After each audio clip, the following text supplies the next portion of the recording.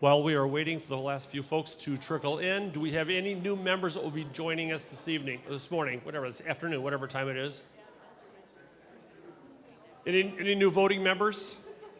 If there are, we need to get you in the book. We can start doing that now. Leah? You are up here, right here. People have joined this year. Who didn't sign, haven't signed.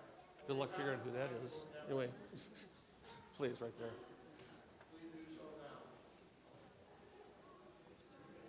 We'll get going here in just about a couple minutes. Yeah.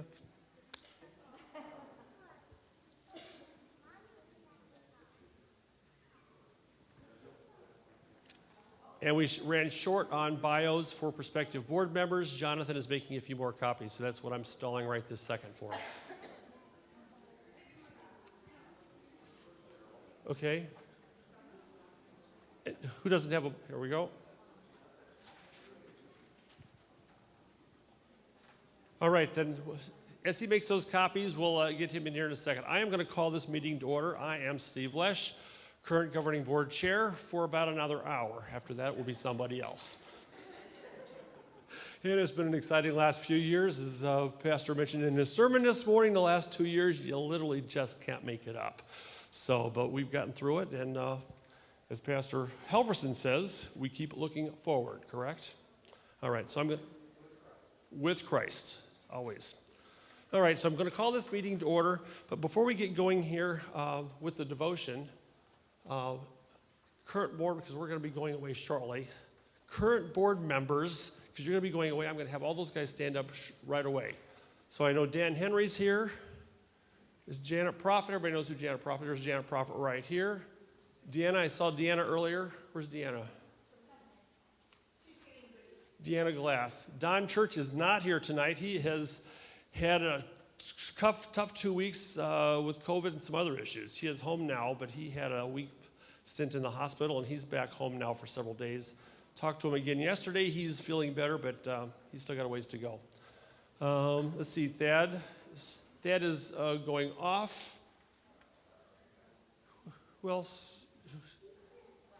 Where's Brian? Oh, Brian. Brian here. Sorry. Don, Janet, Dean. I think that's everybody else here right this second, right? Yep, that's good. All right. So that's the current board members, and we'll be electing new ones here shortly.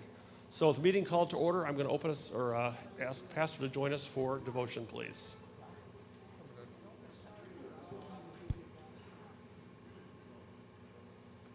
Hey, if you want to turn to page 7 or page 10 in the handout, I'll be reading from Philippians chapter 3.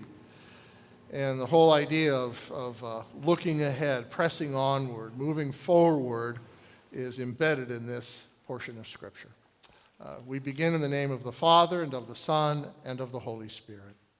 Amen. Not that I have already obtained all this, or have already been made perfect, but I press on to take hold of that for which Christ Jesus took hold of me. Brothers, I do not consider myself yet to have taken hold of it, but one thing I do.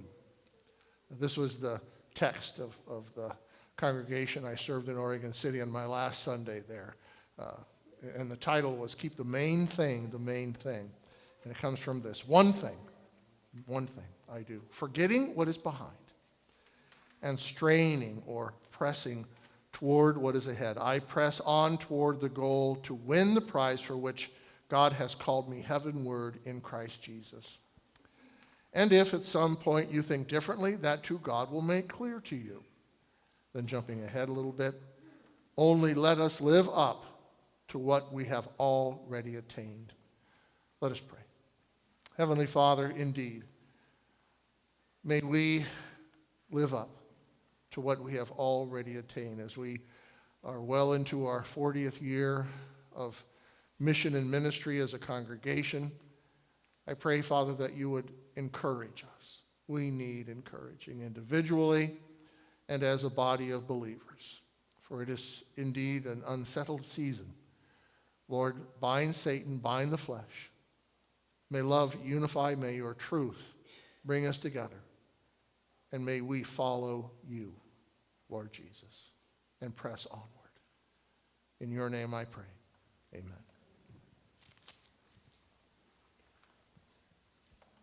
Pastor, thank you.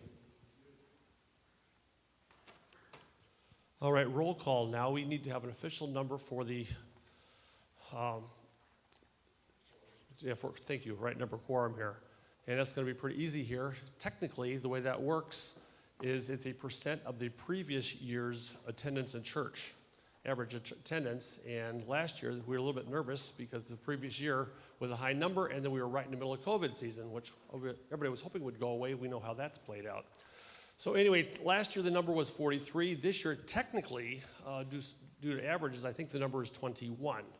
Our goal as a board and a congregation was basically to hopefully maintain original numbers, and we are well above that number, I can see. Jonathan? 75. Nice. All right, that is fabulous. So we're going to call us. We are officially meeting quorum, and we've got a few more up here as well. Awesome. So we've got 78. Dan, if you're keeping wherever you are with minutes. All right, minutes of previous meetings. We had 2 meetings last year. As most of you know, we have annual meetings, and then we also had a special meeting for the Children's Education Center last year. So there are 2 sets of meetings in your meeting agenda. So please look at those. We need to officially approve those today. Kirk. I'd like to make a motion to approve the prior 2021 minutes. Okay. So we've got a motion to approve those minutes as published. We're going to do them one at a time, by the way. Do I have a second for that motion, please? All right, up here. Sue. Sorry. All right.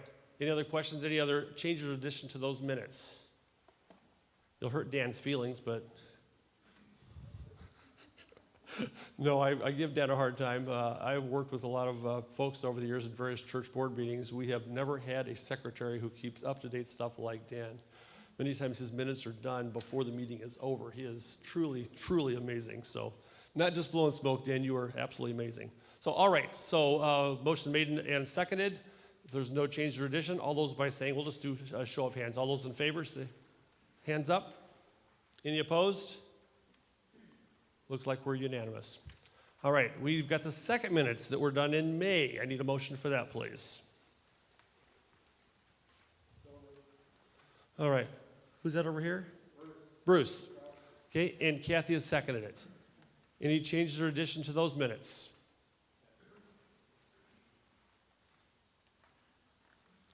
Okay, if I see no changes or additions, all those in favor of approving those minutes, show of hands.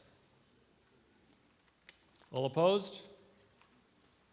Likewise, that motion is passed as well. So those minutes are approved. All righty, we're going to get right into our meeting today. Treasurer's report. We talk about the money. Janet, you are up. And she's a lot happier today than she was a few weeks ago. Yes, thank you all for coming today. It's been an interesting year. We've kind of talked about that already. Had some scary months where we just couldn't quite make it. But for year end, if you'd look, we are in the positive by $14,000, and I have to put the glasses on. $14,661.89. I want to say 4 of the summer months we had negative for month-end totals, and then October was really, really, really bad. The last day of the year, we had some very generous people come in and make some very nice deposits, and hence we ended positive for the month. Just call your attention to the very bottom. Soft loan dollars dispersed to date. We have already gone in and tapped a loan that we will have in the future. It's kind of like a line of credit for $400,000 to keep going with the construction on the building. I could go over and over. I do want to thank the staff. Staff has watched it very carefully as far as expenses also. So it was all hands on deck for the year to put us in the positive at the end. I'll answer any questions. We'll get into a lot more money things when we talk about the new budget and things like that. Yes?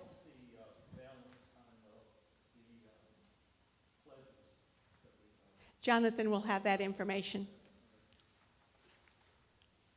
Thank you.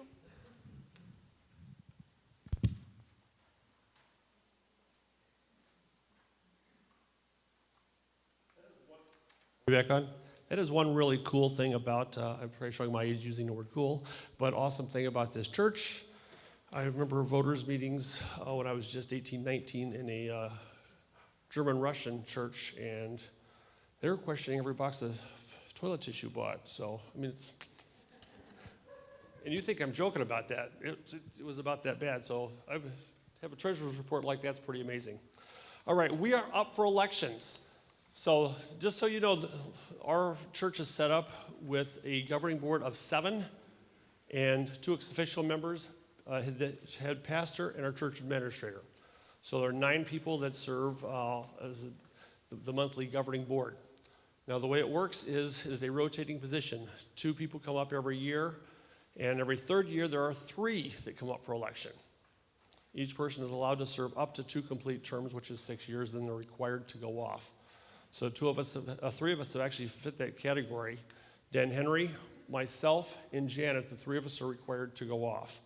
Now, it's kind of an unusual year the way it's been. Who was voted last year, Thad Ramsey, has had enough personal stuff going on with his family, et cetera. He has requested to be allowed to resign from the board. So this year we have 4 positions open, in case you're wondering why that is. So normally it would be 2, this year it would be 3, and because of that, we've got 4 positions open, so it's going to be a big turnover to the board.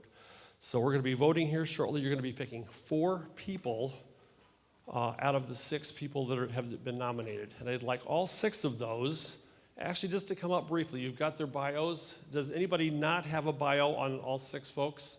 Many of you know everybody, but many of you don't. Sue's missing one, so I see bios back here, so let's get those in your hands. And we're not going to rush through this voting. Obviously, the governing board is a very important position. So Andrea, I'm going to ask all 4. So Andrea, Ian, David, Kathy, Bill, and Eric, would you guys mind coming up here real quickly?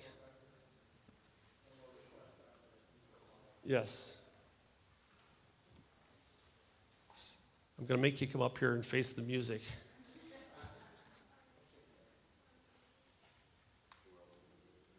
And I'm going to start here with Ian. You're on Ian. Just your bio's in here, but 10 seconds of who you are. I'm Ian Clayman, member here for, 25 years-ish. Wife Gina. 3 kids who are now mostly out of the home. 1 left to go. Been involved in youth ministry, board of elders, worked with Dan and Steve Epley on a project actually related to the development of a new governing structure here at King of Kings. Is that good? Okay. Hello. 10 seconds, right? My name's David Hoffman. I was baptized at King of Kings in 1984, along with my 3 siblings, and now I have 4 kids that run around. Not quite as crazy as I did, but they're back probably making a disaster of the nursery right now. Lindsay and I have been involved in the Sunday school, and more so now in this year and coming up. And I don't know if there's anything else in particular anyone else would like to know, but that's kind of me in a nutshell. So. Hi, my name is Eric Mueller. Christy and I have been members, my wife Christy and I have been members here since 2004, so I guess we're younger than you guys. So I've been involved in the Board of Elders here, Sunday school. I've also done cooking here for various meals. So looking forward to getting back involved. My name is Kathy Epley. My husband Steve and I have been members here for about 10 years, so obviously that makes us the youngest of all. Right? Which is Yeah, which is interesting since we have 5 grandchildren, one who's already in college. But we won't add up those years. So we've been members here for 10 years. I've been very active in Stephen ministry. It's something that's very near and dear to my heart, the one-on-one caring ministry. I did serve a 3-year term on the board and decided last year not to run again, just because of some things that were going on in my life and things that I had committed to. But I was pretty convicted this year when I took probably the 4th spiritual gift assessment that I've done in my life, and was again told by God that my gift is administration. And I thought, well, duh, you should use it. So I am putting my name there and be happy to be considered. Hi, I'm Andrea Orth. I have been at King of Kings since I was about 5. I don't know when I officially became a member, I guess, but otherwise, my husband Kevin and I and our 2 children, they kind of run around here all the time. And also, I've been involved with the children's ministry and teaching the kindergarten 4 and 5-year-olds for about 4 years now. So I'm looking forward to continuing to be involved, and I'd like to be considered. Thank you. Thank you, guys. I'll let you guys go back to your seats. We're missing Bill Mauer. Okay, so his slide's up here. So Bill's been around a long time as well. So Aaron, here's the only issue I've got. I kind of wish we could elect all 6. We can't. We've got an awesome slate. So whoever does not make it, just the way it works out, please consider that for the future, because this is just an amazing slate of folks. So if we could pass out the ballots, we'd like to get you start voting. Let's do this.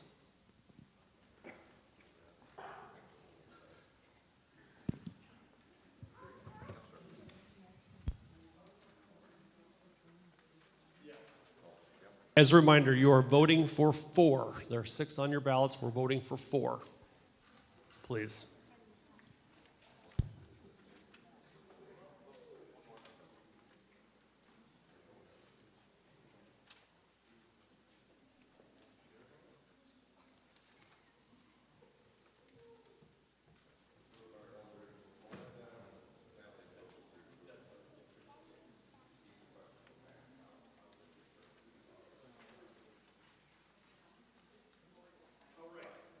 Couple questions and just a point of information.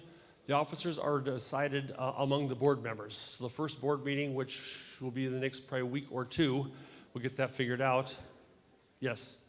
So the board decides among themselves who the board members are, and because we are replacing one position, one of the 4 people will be taking a 2-year term, and it was decided by the current board to let them figure out among themselves who that person is.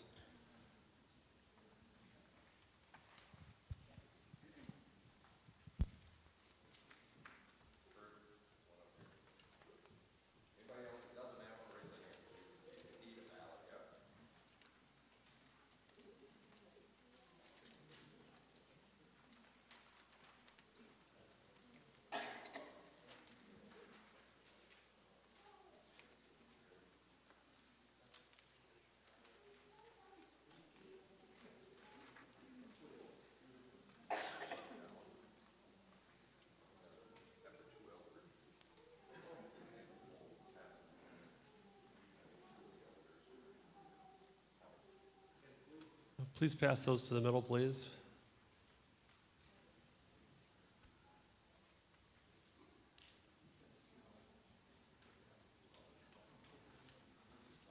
Oh, Mr. Carlson, I got one here.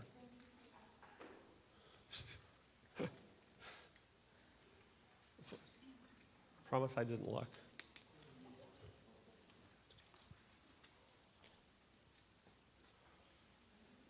Right, well, we're getting that finished, those ballots. If there's no other questions, we're going to get these picked up.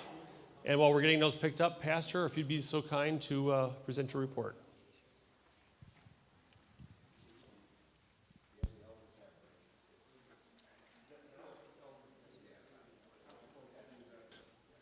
As well.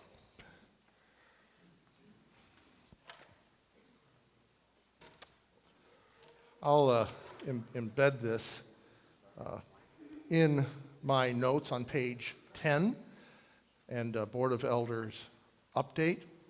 And from that, we'll move to, and I can't do that, it has to be done by the chair.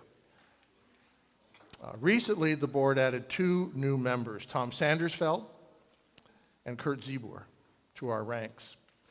They joined Mike Fraking, Shane Hartzler, and as I read these names, if you're here, please rise. Tom is, I believe, he's out of town for the next few weeks, going down to Oklahoma City and then I believe on to Texas.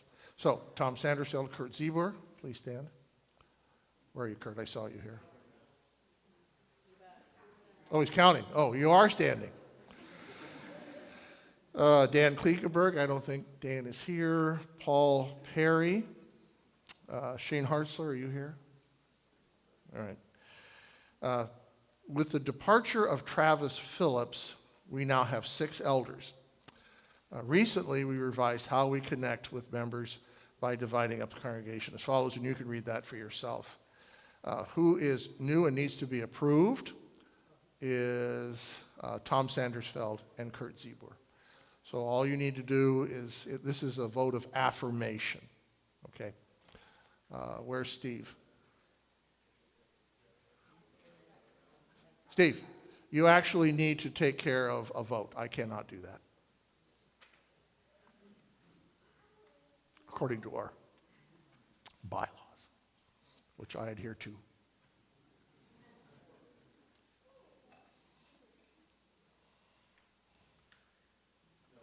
You're affirming We're doing this by Tom affirmation, correct? Sandersfeld, Kurt Ziebler, unless you always have to open discussion if there's any discussion that anybody would like. All right. Is there any discussion or comments regarding those 2?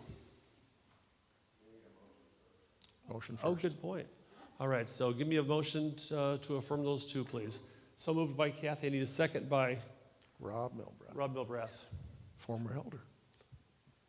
Any comments, questions, or other regarding that? Easy group. Then let's just see, we'll just do by a voice vote. All those in favor of affirming those 2 for the elder position, signify by saying yes. Yes. Anybody opposed? That motion carries. Thank you. All right, brief reflection on 2021.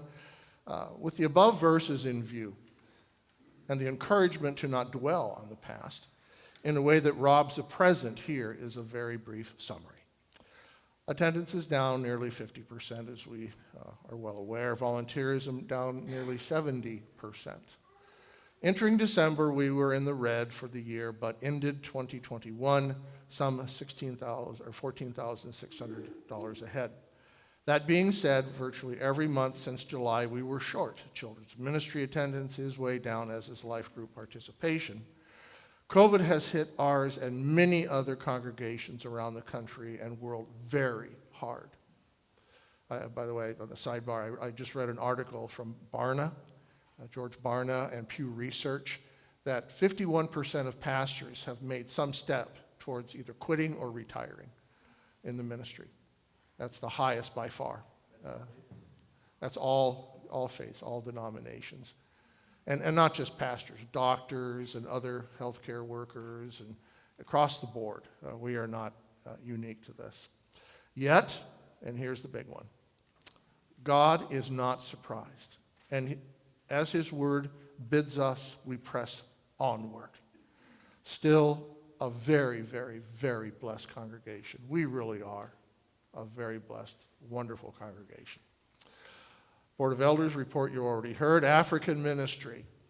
With the dramatic attendance and membership drop in African ministry, we are not including support for the director and worship leader positions in our 2022 budget. And to put some hard numbers to that, there's basically 2 families left. And they're the families that we were paying for leadership positions. They've been decimated, mostly in the food and other kinds of production industries that dropped. The bottom dropped out, and they've moved on, mostly to the south, to find employment. Not all of them, but many, many, many, many of them. The largest African ministry was one that met down by the old shopping center on the south end, and they worship close to 100 a week. They're closed, completely closed. They have nobody. So we're not alone in this, sadly. To go on, there is some good news. After 5 years, as of last April, it is apparent that the time has come to discontinue financial support of this ministry. However, there is enough left in dedicated funds to pay the two leaders, Pierre and Alex, for almost 4 months. The ministry is also going to use our facilities for worship. Meetings will be free of charge. We're not going to charge them for anything. Anyone wishing to continue personal financial support, and we strongly encourage that. They will be, you can continue to give, or if you want to add that as a layer of giving, we will still process it through the congregation for your ease. And if the African ministry starts to come back, which we hope and pray it does, we'll reconsider all this, like we did last year, for example, in several areas. So after 5+ years, it was time. Other changes. Director of Children's Ministry position is also no longer a paid position, as you are all aware. Diane Triptow and Lindsay Hoffman have agreed to co-lead this ministry with a volunteer group. This is a return to our structure before we had a hired director of children's ministry, which stood for many years. And that change is part of the diminishing revenues. Then, let's see, staff have been asked, and this is a broader comment, each staff member has been asked to review and revise his or her ministry responsibilities. For example, not too long ago, within the last 2 years, Ann Mueller added life group coordinator to her position and is doing a great job. Tony Dixon, I've asked him if he would kind of rewrite his ministry description to include technology, for example. He does that anyway, but to make that a formal job as we spread the umbrella of ministry responsibilities in a more orderly way. Jonathan, we've asked him to do what he does naturally, where he's very involved with the facilities and scheduling and the grounds, and have asked him to reconstitute the Board of Trustees. Again, something that we had that Dick Blessing led when he was still with us. So those are just a few examples. All of our staff are considering how can we kind of pick up some of the slack with the lack or the drop-off of involvement that we have seen. And then, of course, you are all aware of the fact that Pastor Balvan announced that he will semi-retire in June, and I plan on full retirement at the end of August. Dan Henry, please stand up, Dan, in case you don't know who that is. If you don't know, you don't come here very often, is the point person on starting the call process. Dan, do you have any kind of report that update? Okay, very good. All right, that's it. Any questions, comments, thoughts that you have for me at my last voters meeting here?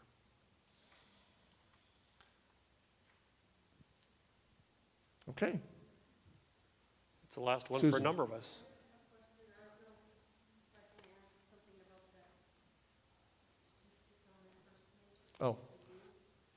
Oh, you have a question for me?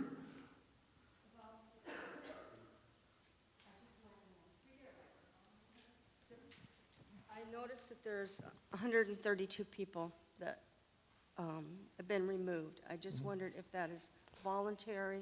Pastor Balvance, are you here? Yeah, did you want to comment on that at all? Okay. Yeah, basically what it comes down to is these folks who haven't been here in a long time, mostly who have moved away, Basically through, gone to other churches. and she's referring to page 8, which is our statistical report for the year 2021, you'll see a whole variety of things, including the whole history of King of Kings back to 1984. I think we were organized in 1982, but gives you a pretty good history there. But the top part of the page, letter I, removed as inactive. It's more of a bookkeeping, but internal. We haven't totally dropped them from the role, but shepherd staff, which is the church management software that we use, gives you an opportunity. It's probably a more realistic number. There's probably even more that we could go through, but 132 more from being active. I know the elders look at that a fair amount as well. But, if they, by God's grace, would start to come back, we can easily just flip them back into the active. But it's more for kind of record keeping internally. Mainly attendance. I think sometimes it looks giving, but mainly attendance, yeah. Yeah. Yep. We do have a category in the Board of Elders called member care. They automatically shift over to that category where they still are recipients if they request it, want it. We hear of an emergency of member care. There is a bookkeeping dynamic to this. For example, it's silly and it's not a reason to drop someone from membership, but we're actually supposed to pay a certain amount for our synodical conventions and district conventions based upon our membership. Our membership is over 900. And when we were humming here a few years back, our highest was in the upper 420s. So there's always in churches folks that just don't come anymore. We call it self-exclusion. Some of them have gone to other churches, formally declared, we've moved on. Some have moved away. Some have just simply dropped. Yes? Do we have a process for contacting people with an exit? No. Not a formal one. We certainly reach out, yes, but not a formal checklist. No. Next guy can do that. I don't. People who are gone, they're basically saying, we're gone. We've chosen to leave. But we do try and be proactive and not let that happen. We've actually studied a book on opening the back door, and I'd say limited success.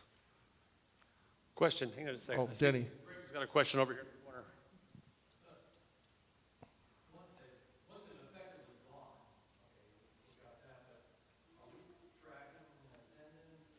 Oh, yeah.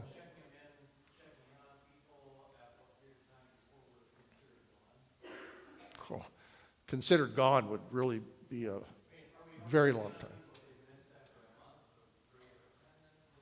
Well, thus the alphabet list, and the elders are going to get reports on how their members in that alphabet list are doing, and they're going to reach out to them, phone calls. By the way, if you get a call from a 319 area code, it might be that it's one of our elders trying to contact you. We're astonished at how few people actually answer their phones.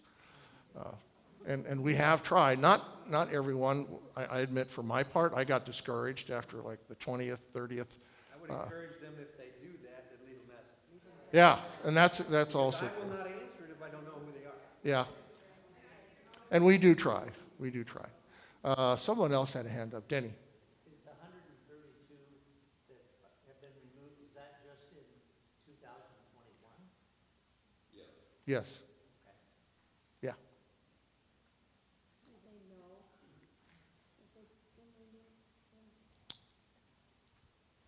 The question is, do they know they've been removed? In many cases, we Well, can't this get is a hold of them something to even that- let them know. I know that's always a battle. I'll just speak for my side as a PK, being involved in the church and seeing this battle for the last 60 years of my life. This is an ongoing battle with a lot of churches, so I hope I'm not speaking out of turn here. No, not at all. But if people change from Lutheran to something else, we can release them, but they can't be transferred. Yeah. So there's various rules that we have to follow. In many cases, they just take off. or they stop coming for whatever reason. And so we do our best to track them down and exit interviews, if you will. But unfortunately, it's a fact of life in the church that some people just disappear and you don't know what happened. So and after a while, they just be removed from Yeah, a roles. lot of these would have already been aware because there was a transfer or a release of membership. And I don't know what the numbers are exactly, but yeah, it would behoove us, for those who have not transferred or been what I would call self-excluded for one reason or another, to get a letter that you're no longer members of King of Kings, which, Well, and there are some churches, in fact, more and more growing churches that actually don't have membership roles. yeah. People just show up. Got a set of names. But we're Lutherans and we count. So Son of Names, he considers himself a member, but there's no official membership roles on the Christian church he attends in Ames, Iowa. All right, we're going to move on. Ministry reports. Just because the attendance has been down and we've had crazy times does not mean things have not been happening. So we're not going to go through all these up here, but please read through the reports. From Celebrate Recovery, music, children, gardening. There's a lot of things going on, so please pay attention and read those reports. So I'll let you go through those. If there's any questions, we can maybe grab those at the end. But in the meantime, we're going to hand this over to Jonathan for areas of focus, Forward with Christ, and he's got his hands full with budgets. So Jonathan, you are up, sir. All right. There's really kind of two sides to the Forward with Christ update. One is certainly, bricks and mortar, hammer and nails, paint, all those sort of things that hopefully, if you haven't had a chance to see, I know a number of you have been very actively involved. Thank you for those who are volunteering. Had a number of people inquire about it this morning. Lots of hands-on opportunities and a whole variety of things. I've had people say, well, I can do this, but I don't want to do this, or I can't do that, and we respect that. So even today, if you want to tour back there, if you haven't had a chance to go through, paint has been put on most of the walls just in the last week or two. We have flooring coming in, cabinets are coming in Tuesday, ceiling grid, the drywaller taping is finishing up in the next few days, we believe, probably this coming week, in the lobby area, the connection between the two buildings. But list goes on and on. Most of our local contractors, I'm kind of working backwards now, most of our local contractors are finishing up everything from the HVAC, heating and air conditioning, to plumbing, to electric, the drywall, as I mentioned, fire suppression system. That's been our biggest challenge and headache. I thought it was fitting that the compressor went off right as we were starting the meeting at about 12 noon, 12:03.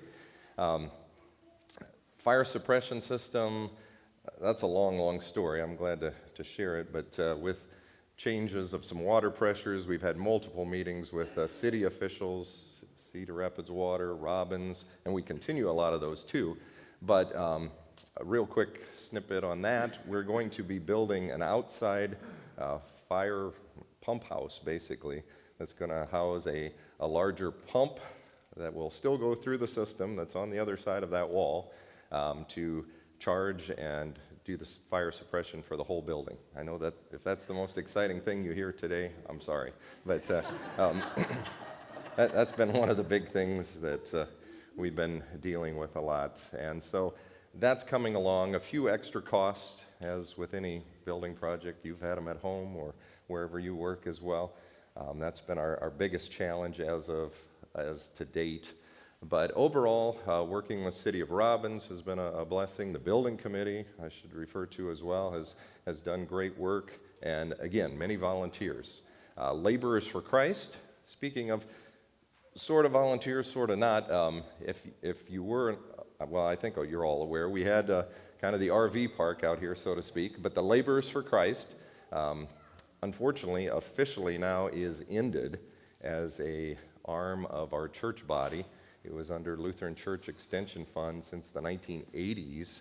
They had existed, but as with many places, LCEF made the tough decision to cut that from their budget, and a whole variety of reasons for that. But we were blessed to have them here, and hopefully you had a chance to meet some of them. They were here all the way up to November 1st, so not that long ago, but they were a huge blessing, did a lot of the framing and other things within the congregation worshiped with us and did a lot of volunteering as well. A number of spouses, and I know a lot of good friendships and connections were made with our laborers. In fact, they continue to reach out. I'll get a call or a text, or we get an email probably weekly, if not every other week, asking about how it's going and that they want to come back for the dedication. So that's kind of been all of it since about the derecho time when we started framing everything up, and then it put us on hiatus for a while. But overall, it's gone quite smoothly, and a few more things to do yet, but we're relying on a lot of volunteer labor. So if you're interested, talk to myself, Steve, Roland Massow. Roland's our on-site construction coordinator. Tom Sandersfeld's another one. I don't think Tom's here today. Oh, he's traveling. Yeah, but Tom is helping do a lot of the volunteer coordination. And so call, stop in, lend a hand, and we'd appreciate that. So from that side, other thoughts, comments, things from the construction side of it. I'll get to kind of the dollars and cents number side in a bit. Things that you're hearing, not hearing, questions, comments? I know that's really a quick kind of shotgun approach, but it's coming along. Well, not so much, but I'll switch to that, hearing not a big clamor for that. On page 12 in your packet, where you see Forward with Christ, there are some up-to-date numbers as of the end of 2021. So if you look again, page 12, and this is in on my church administrator report, Forward with Christ, we had a number of pledges going into last year. There was a group of 3 or 4 individuals that continued to reach out in the congregation, and we made a plea last year. You'll see our total pledges, 105 for just short of $2 million, 1.9236 basically. Then you'll also notice gifts received prior to the Forward with Christ campaign, about in the $250,000, and that was, previous 2 campaigns we did back to back. This last one we took a little break, and many people continued to give. Some of that is part of some pledged money in that 1.9 million, but we did receive those gifts in between until the official start, December 1 of 19. It was through December 1 of 2022, later this year, but we've also had a number of people say, hey, we'll give for a 4th year, or we'll double our pledge, or here's a new one-time gift. So in the next bullet point there, it tells about that. 16 additional responses, about 362,000. That's in that 1.9 number. So again, if you love numbers, here you go. And then what we received in 2021, as far as actual dollars and cents to the penny of gifts received to Forward in Christ in 2021. And then you'll see the expenses, pretty large, because obviously we're in the thick of it and continue. But a majority of our expenses fell in 2021. And obviously you see it being built. So as Janet referenced earlier, I'm midway in that section, we did officially engage our loan through LCEF to the tune of $400,000 to this point. And there's other numbers in there. Total gifts received, 1.49. Now, if you take out that 255, and I think this was the question, Denny, you were asking earlier. Latest figure, I figure there's about $739,000 remaining in pledges currently. All right? So, and that includes those that have extended beyond the initial end of 12/1/22. Okay? So there are a number of pledges still out there. Thank you for your continued and faithful gifts. Jonathan, just to add to that then, so how many of those pledges are with active members? Do we have some pledges that were out there and that people have become inactive? Good question.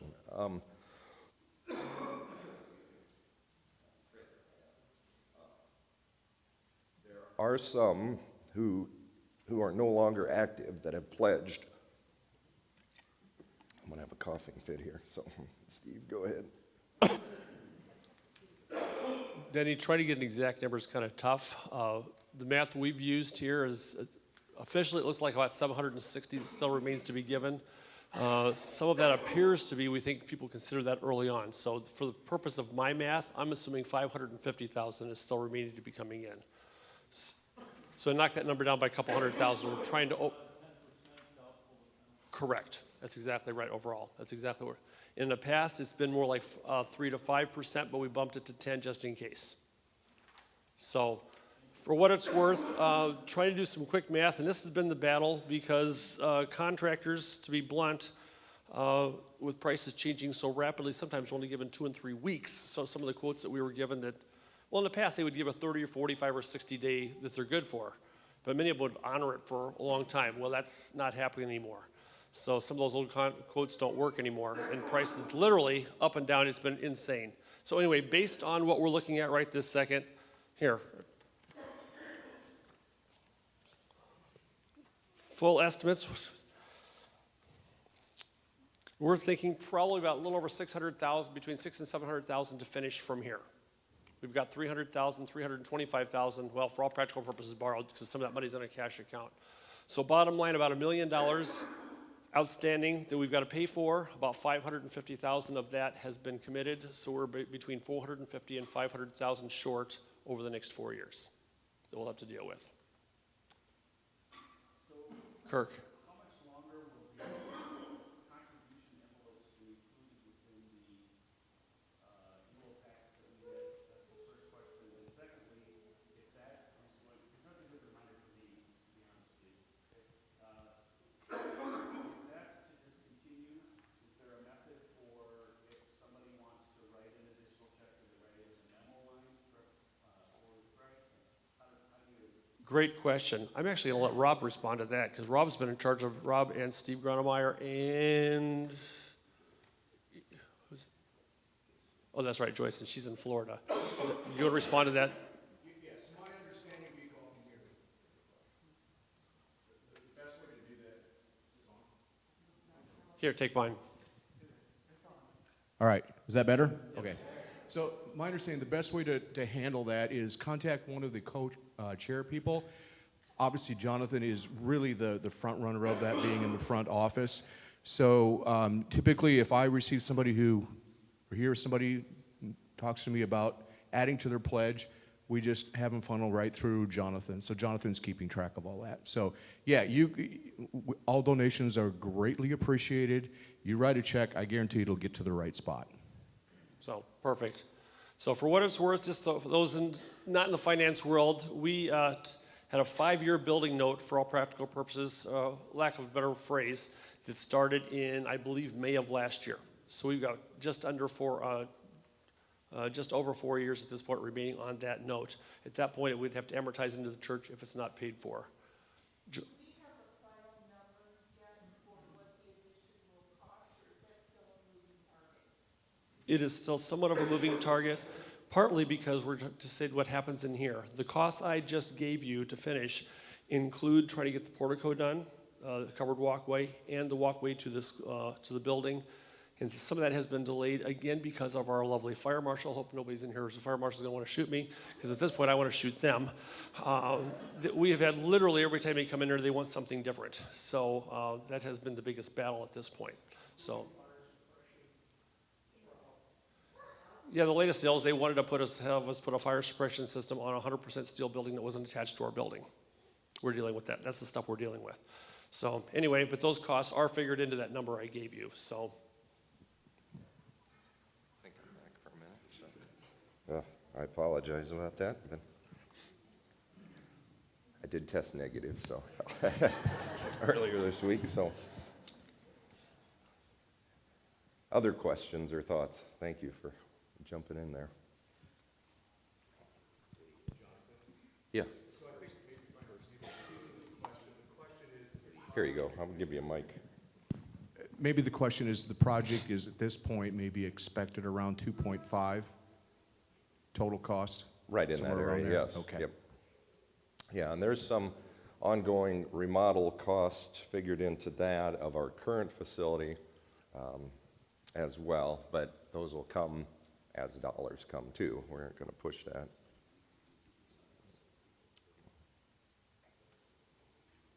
Other questions? Back to when I started the coughing fit, Denny, you'd asked about inactive as far as our pledges that we might not realize. I know of at least 2, 3, 4 folks that, or families that may no longer be active. One said, we will fulfill our pledge, and even though they're not here. Another one had done that, at least through this last year, and others are yet to come. So there may be, as with any pledge campaign, a few, but I don't think there's a large amount. I'll go through and review those again. Jonathan? Oh, question, Robert. The interior remodeling, is that still scheduled to be done in this coming year?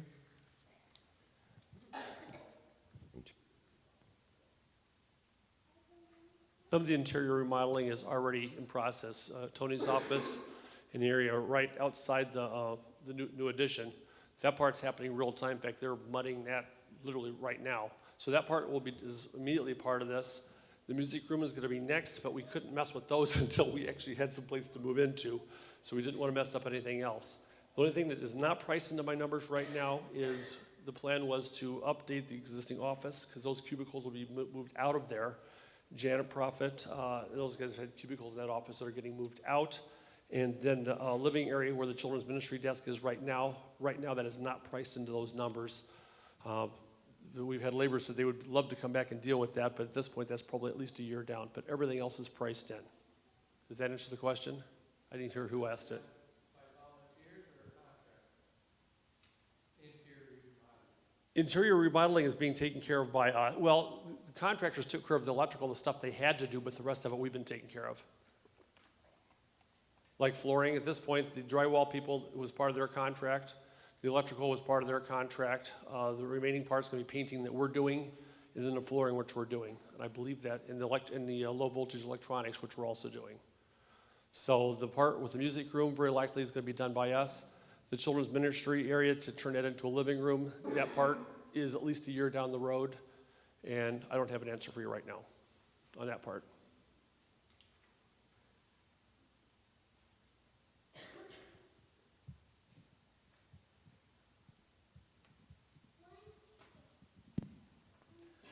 Not seeing or hearing any other questions at this point. Again, I guess the big thing I'd say is continue to look, listen, tour, get involved. Many of you have been obviously already. Thank you to all that are lending a hand and lending gifts to that as well. But take a walk through there anytime. So go ahead, Mr. Chair.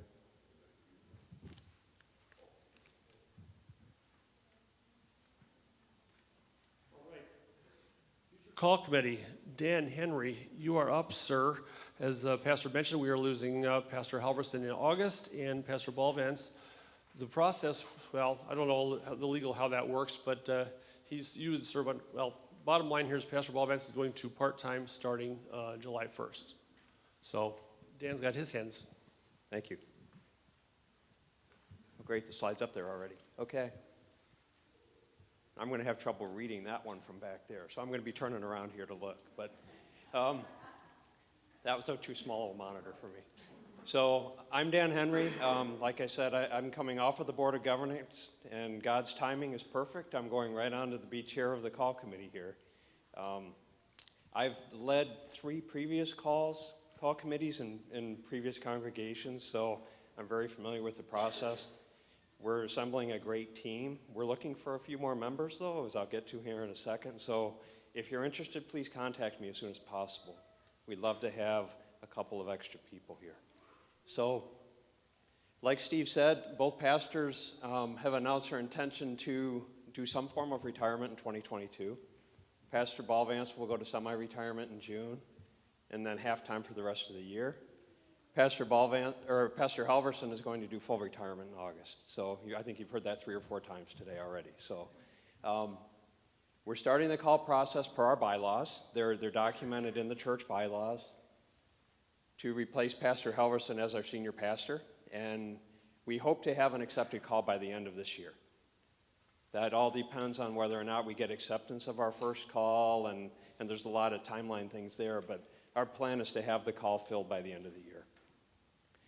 If we don't get an accepted call before Pastor Helverson retires, obviously, then we'll have to have a vacancy pastor.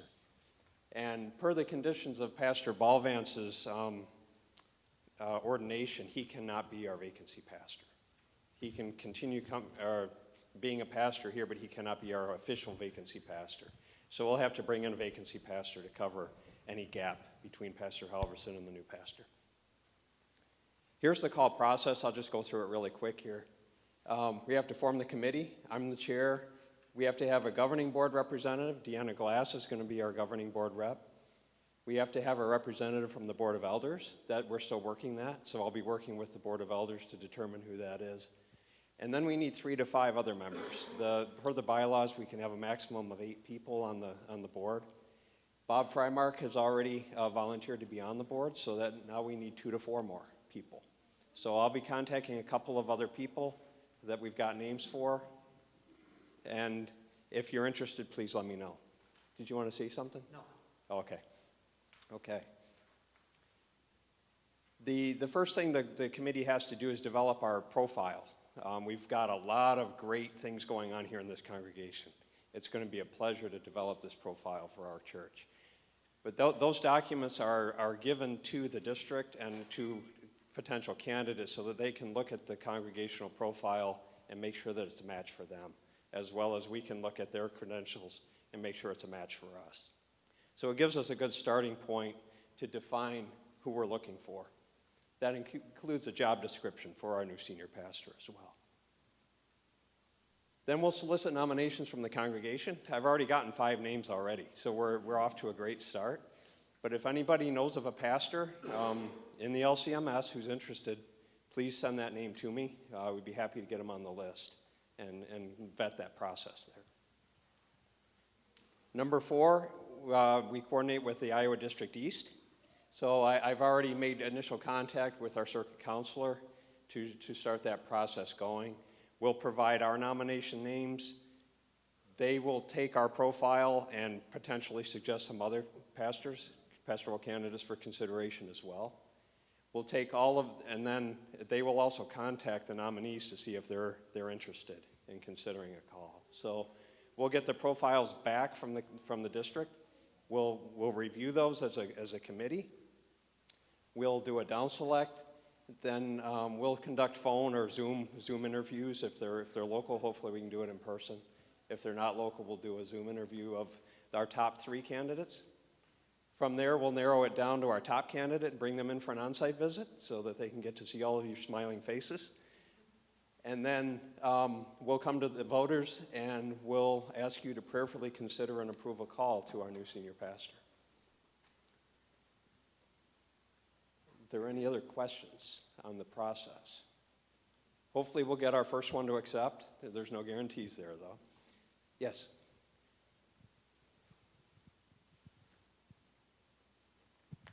Is there going to be consideration for the team members to have a variety of gender and age? Yes. Yes, I would like to get, if you look at the demographics of who's already on the board, we're in the higher level age group. I would like to get 2 to 3 younger people, a female and a male, at least one of each, on the committee. Okay. Did that answer your question? Yep. Okay. Any other questions? Yes, Pastor. Just clarification, so that your proposal is for the call committee to bring only one name to the voters, is that? That would be the process that I followed in the past. We would narrow it down to 1 and then bring that for affirmation. Yes. We could do 3. But in the past, we had narrowed it to 1 and then had a vote to approve that person rather than have 3 on the slate to pick one. That's not the way we've done it here. Okay. Well, I'll work with you to figure out the best way to do it then. I don't care, I'm just, Yeah. making the comment that in the past, King of Kings has left it to the congregation to vote on from a, Slate of 3? leave a slate, yeah. Okay. Okay. Okay. I'm definitely open to that if that's the way we want to do it. So, Andrea. Will the call committee extend to post Pastor Ballvance retiring? Or will that be a wholly separate? That would be a whole separate activity. Okay. We'll bring in the new senior pastor, then we'll decide what we're going to do to replace Pastor Ballvance. Yes. The microphone's coming around. Just a quick question. On the call committee group, what, picking names and looking at all of the profiles, what level of involvement will the current staff have, or will there be involvement from the current staff? We're definitely going to interview the staff and give the profiles to them for their consideration, get input from them. That is correct, yes. Yes. They're the ones who are going to be working with this guy every day, right? Okay. Any other questions for Dan? I've got a slide up here of the actual call process per the bylaws, but I think I kind of already covered that. So I've got one more slide, I think, right? Greg? Yeah.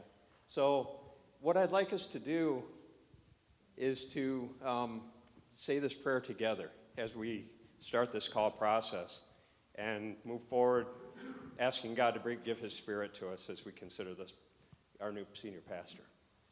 So, Lord, thank you for blessing our congregation with these two faithful and loving pastors. We ask you to bless them and their families as they transition to retirement. Please provide your guiding spirit to our congregation as we seek to find a new senior pastor to lead us to do your will at King of Kings. We ask this in our Savior Jesus' name. Amen. Thank you very much. Dan, thank you. All righty, just talking about the getting our building finished. Well, one of the main things in there, last year we approved the daycare children's education center program, and there has been a group that diligently working on that, and that group is led by Kathy Epley. So Kathy, I'm going to invite you up to please explain where that situation stands.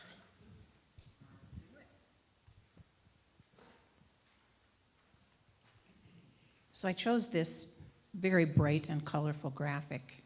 It's not the logo of the Childhood Education Center. We are developing a logo that is based on the King of Kings crown and will have some children in it. One of the members of our group is working on that right now. But this just looked like something to get your attention. So I'm going to talk just briefly, bring you up to date, give you the status of what's happening with the Childhood Education Center, which we're calling a ministry of King of Kings Lutheran Church. That's a key part of it. It is a ministry of this church. I'm going to cover just a broad overview of what we've done. The formation of the advisory board, developing an overall timeline that culminates in the opening of the center in the fall. That's kind of where we started and then backed up to what we have to do sequentially before that happens. We've developed a job description for the director, who is the key person in all of this. We've developed a budget, and I'll talk a little bit more about that later. And we've started a PR program or campaign. We've got plans for that. And then I'll ask for all of your help in one particular way. So, next slide. I actually can read that. What does that say? I can't read this without my glasses, but I can read that. So that has to do with age, I guess. So the overall timeline, no, that's not the, can you back up one? Yes. The Childhood Education Advisory Board met for the first time on October 19th. It wasn't all that long ago, and of course we had Christmas and everything else, and we're dealing with COVID too, and we've had a couple members have issues with that. So I am very proud to tell you we have an excellent committee. The members of that board are Jody Jonasson, back here, Sheila Monson, Michelle Nearing, Holly Soika, myself, and as chair, I just do agendas and call meetings and that sort of thing. And then Stephanie Gemtrude, who is a member of Trinity and is their daycare preschool director.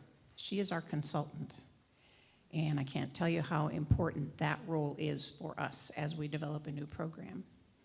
This advisory board, the Childhood Education Center Advisory Board, reports to the governing board.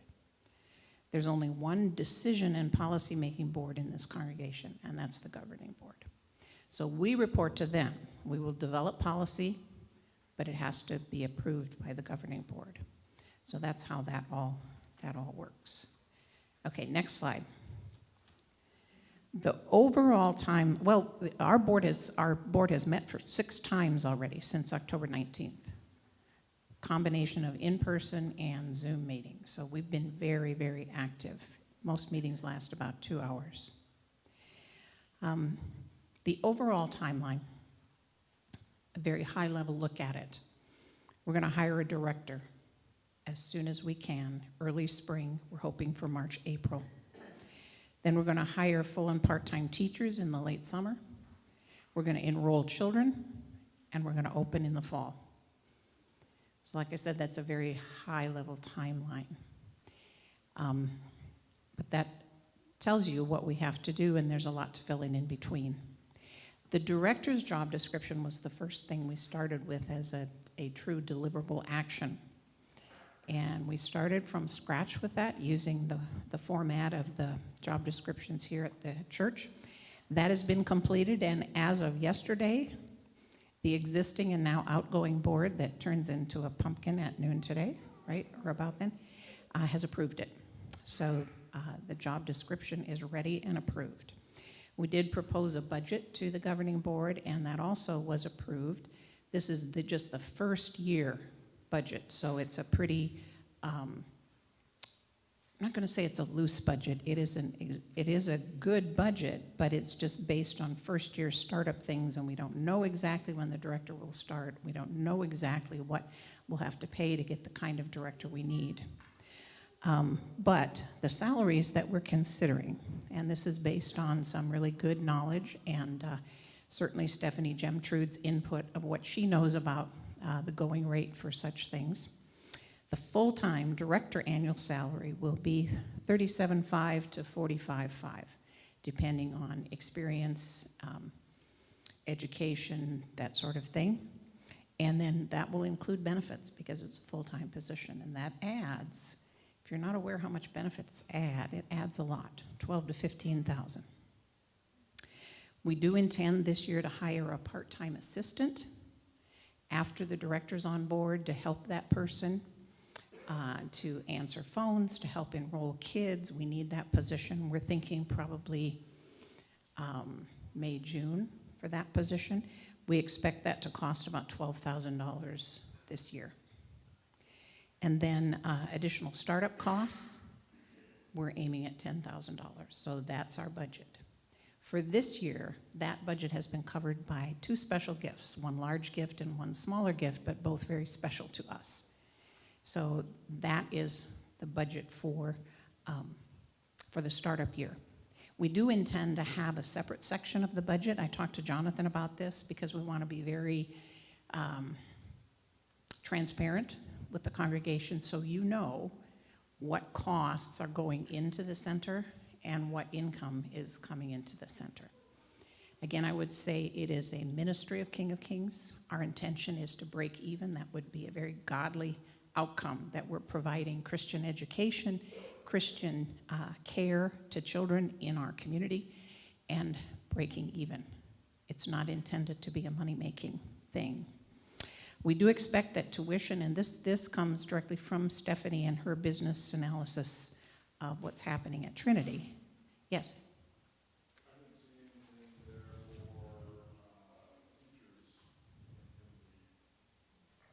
That's what the startup costs are. That's teachers before we have income. the startup cost of $10,000. We'll be hiring teachers not long before we open the center, and then we'll start getting tuition payments for those children. And we expect that those will cover the costs ongoing. It'll take a little while to ramp up, but good question. And that's in there, in that startup cost. That's right. We will have to hire those teachers and onboard them for maybe 2 or 3 weeks before we have any children. That's to cover that cost. And then when the children start coming, we will start having tuition payments. Okay. Yes, next slide. The Childhood Education Center will serve infants to preschool. The hours will likely be 6:30 a.m. to 6 p.m. We will provide both childcare and preschool as age appropriate. And I want to address here that we have specifically determined and want to relate to you that we are not in competition with either Zion, that has Little Lambs preschool but no daycare, or with Trinity, that does offer both preschool and daycare, because they are full. And they are supporting us opening this because of the need and because they see this, and so do we. The advisory board sees the Child Education Center here as being a feeder to the K through 8 Lutheran education at Trinity.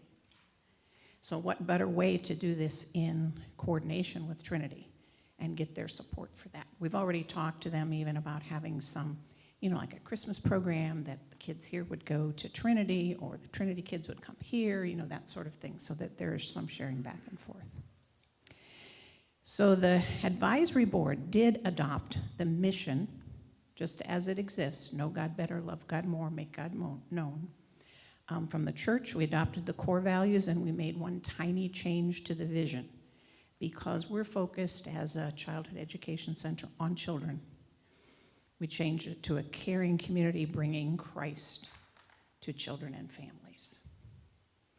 The churches is reaching in friendship with Christ in the community, but we are going to bring Christ to children. So we like that little bit of a change. We are developing documents for the church website. We're going to have a separate Childhood Education Center page where there'll be information. There'll be a contact form for parents to give information about their interest, what the ages of their children are, what their times are, that sort of thing.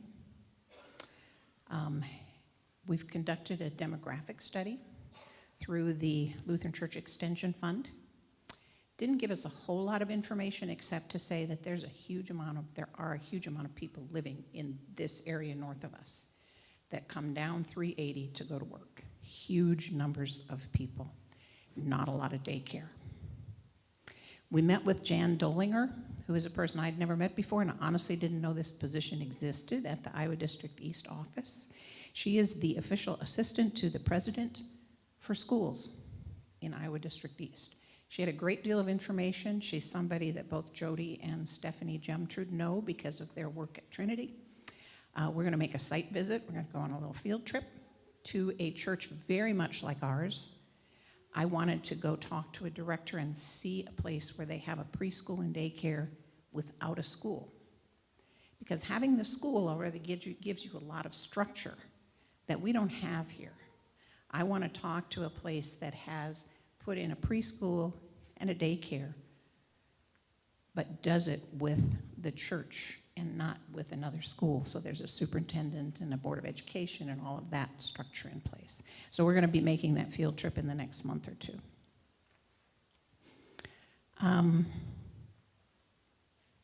Immediate next step, recruit a director. Since the job description was just approved yesterday, we have talked about ways to get that information out.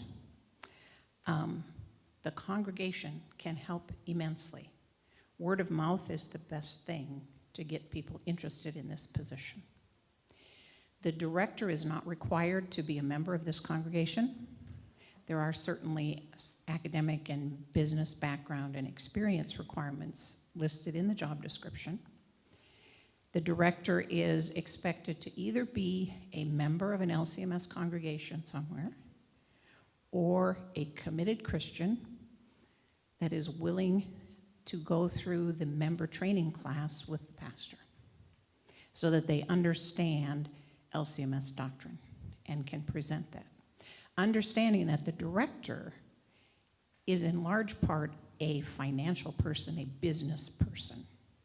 We'll be doing some teaching, some caring for children, but we'll be running the program.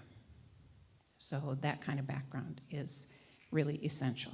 So our next job is to hire this director. If you know of anybody, please ask them to call and get a copy of the job description. It'll be on the website soon, but it's not there right now. And talk about it. Talk about it with your friends. Put it on Facebook. Do whatever you do about that. We're opening this wonderful ministry. And having heard about, declining membership in churches, what a better way. I mean, I think this is just a gift God has led us to have this child care opportunity in our church, in that beautiful facility, in a place that needs that, and that we can be part of bringing Christ to children and families. So that's where we are. Thank you very much. Any questions? Yeah. Did we consider the fact of having the facility, but actually leasing the operations out under our auspices to an individual or a group, so that we don't always bear all of the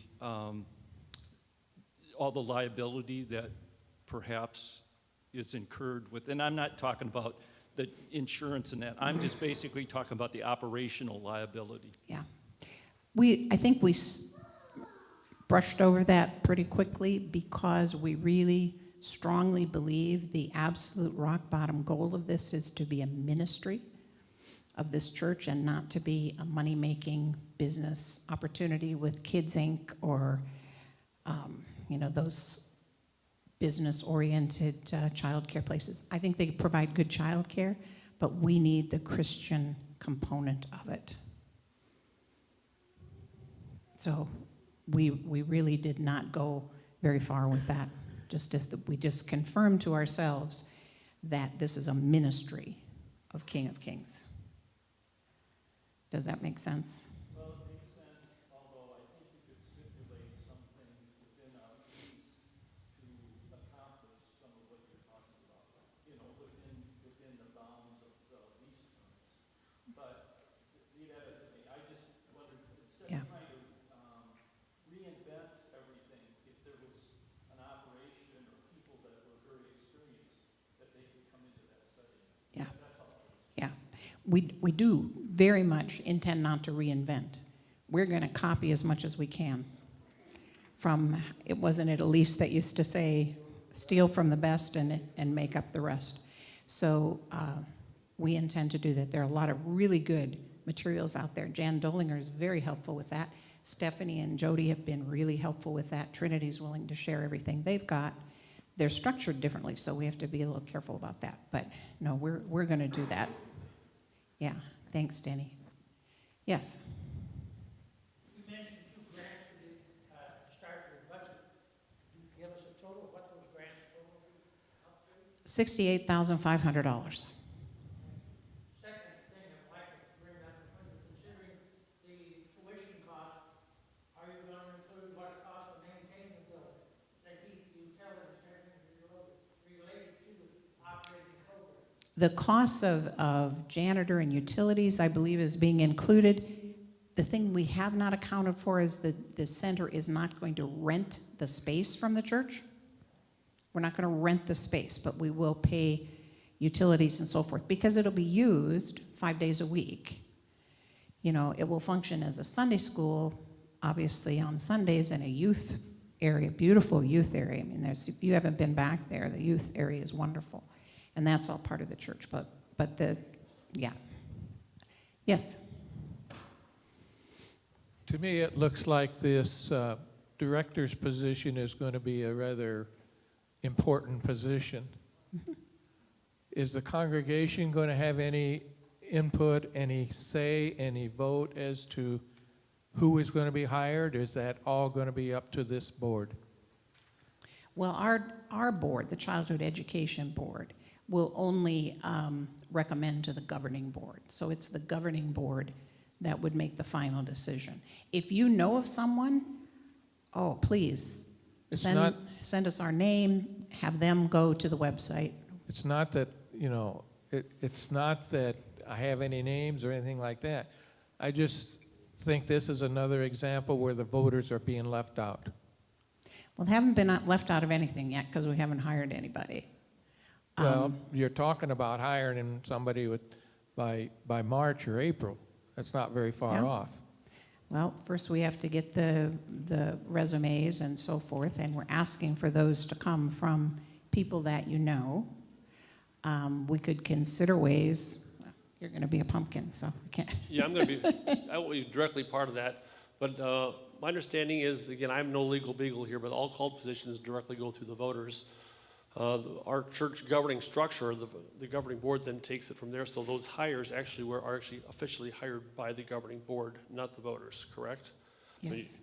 You Yeah, we legal. don't get approval from the congregation to hire, you know, the office Janitors. manager or anything like that. Custodial but- help, et cetera. But the congregation did have input as to hiring the music director. And that's not a call position. Yeah. So I'm Well, the music elevating director this, went through. I'm We'll figure it out. elevating this position up to or equal to or even greater than a music director. Well, you know, in point of fact, there isn't a reason we couldn't have a special meeting once that person has been selected from the interview process and bring it to the congregation. That's correct. We could do that. I, for one, would like to see that done. Okay. Back there, question?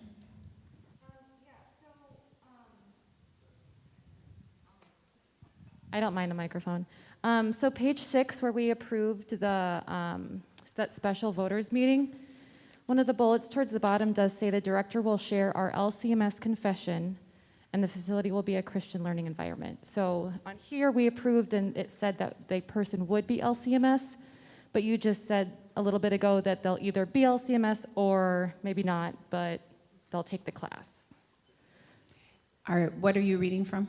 Page 6 of our handout, this is the minutes from the special voters meeting, May 23rd, 2021. Page 6 of our handout says, Okay. the director will share our LCMS confession.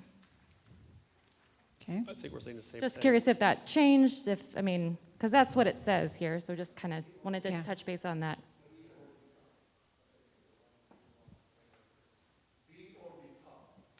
Okay, so that taking the training, Not just be presented, but actually agree with and embrace what we believe, teach, and confess. and are you saying that means they have to join? Because we talked about.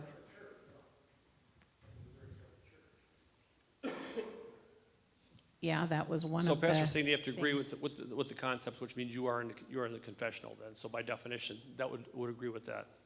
If I'm So understanding even what if you're they saying. went to like Trinity or one of the other LCMS's churches in town or in the other area, but they'd still be a member of an LCMS church. Yeah, they don't have to be a member of this church.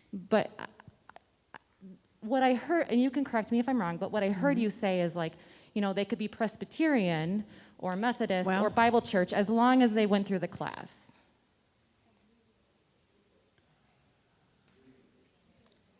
Believed by joining. Is that what you're saying? Because that's, yeah.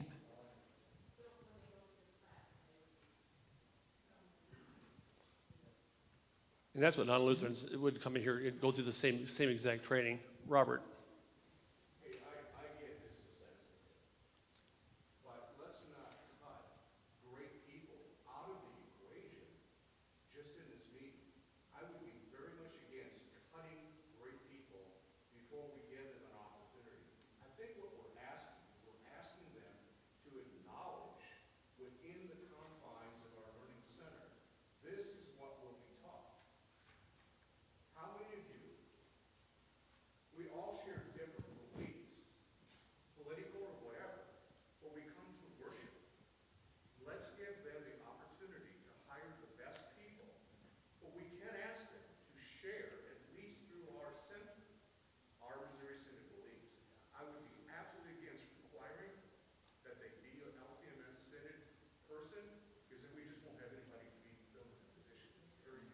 That really limits, you're right, yes. Briefly, just an example of perhaps how we could handle it, because I sense there's a little bit of range here. Is that correct?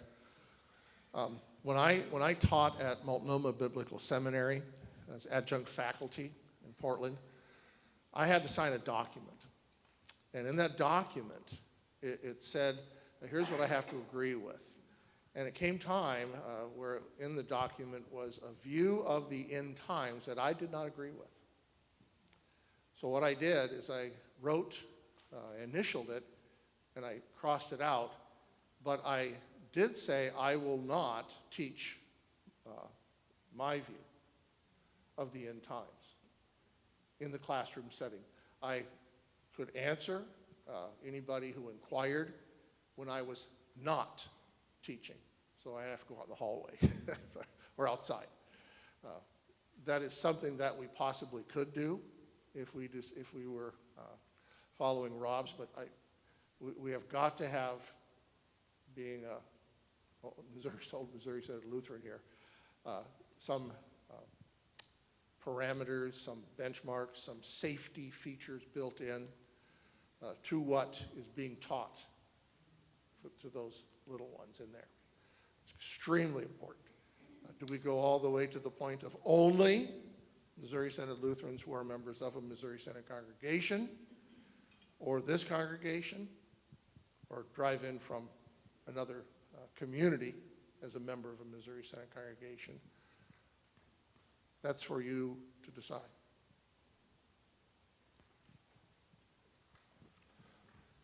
Denny. Greg has We've got someone over there and somebody over here with. Go ahead. So understanding the desire for not cutting people, opportunities and all that, but then also myself, when I heard Pastor talk about I had to sign this thing, blah, blah, blah, what is the process that we need to go through as a church or a board or whatever to make sure that we have that kind of document in place that needs to be understood, signed, etc., by this person so that we know that they aren't teaching decision theology, blah, blah, blah, without what we wouldn't want them to teach as Lutherans? What do we need to do in order to get that document done so that we can feel comfortable with this? What the governing board does is act in your behalf in between voters' assembly. You can, at this meeting, say, we would like to be assured and have reports and have an opportunity to review the final parameters, whether they are only Missouri Synod members of Missouri or Missouri Synod congregation members, or with a few little appendages to that I just described from my experience teaching in another denominations. They were non-denominational, but they were Baptist, where I actually signed a document. That was a protection from them, or for them in their view. You can direct through a motion and a second and discussion and a vote to have this committee, through the governing board, because you're really directing the governing board, but also this committee, to go ahead and come up with those parameters, include you in the discussion. When there are draft documents, you get them sent to you via email or what's the constant contact that we have, and to make sure that in the end, if you so desire, and you can also vote on that at this time, to ask for a voters' assembly to vote on the person that is set forth. That's what you can do. I just want to be clear. I'm not advocating for anything. I'm telling you what this meeting can have the governing board do. Okay. I didn't direct, before we go that far, just because the way we're set up, I'm just thinking as the governing board, the chair, and what we've had to go through and getting things done. We've got an awesome Children's Education Center board that has been going through the entire process. one of the things we considered was we wanted the spiritual aspect, which is why that is deliberately in the job description. And the thinking that we had was that just because somebody has signed their name on that they're a member somewhere is not their critical piece. What is in their heart? And that was the factor, I think, as far as including the spiritual aspect, why they had to be in conjunction with our senior pastor, who is you at this point. And so the fact that they've signed a piece of paper somewhere that says they're a member, to be blunt, I know of a number of other members that I wouldn't want involved. I want to know what's in their heart, and we think we've resolved that by having them work in conjunction very closely with our Children's Education Center board and our senior pastor. And that's why we did that. Otherwise, we're going to get so tied down that nothing is going to get happen. So one of the reasons for our church structure is to give us the room to get things done. If we turn into basically the board that I grew up with in my dad's church, where we literally voted over every box of Kleenex, nothing's going to happen. So.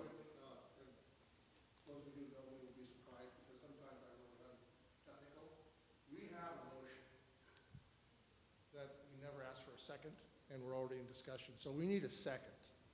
Okay, what was the motion? The motion was from Bob Kibbe back there to bring this, oh, not that one?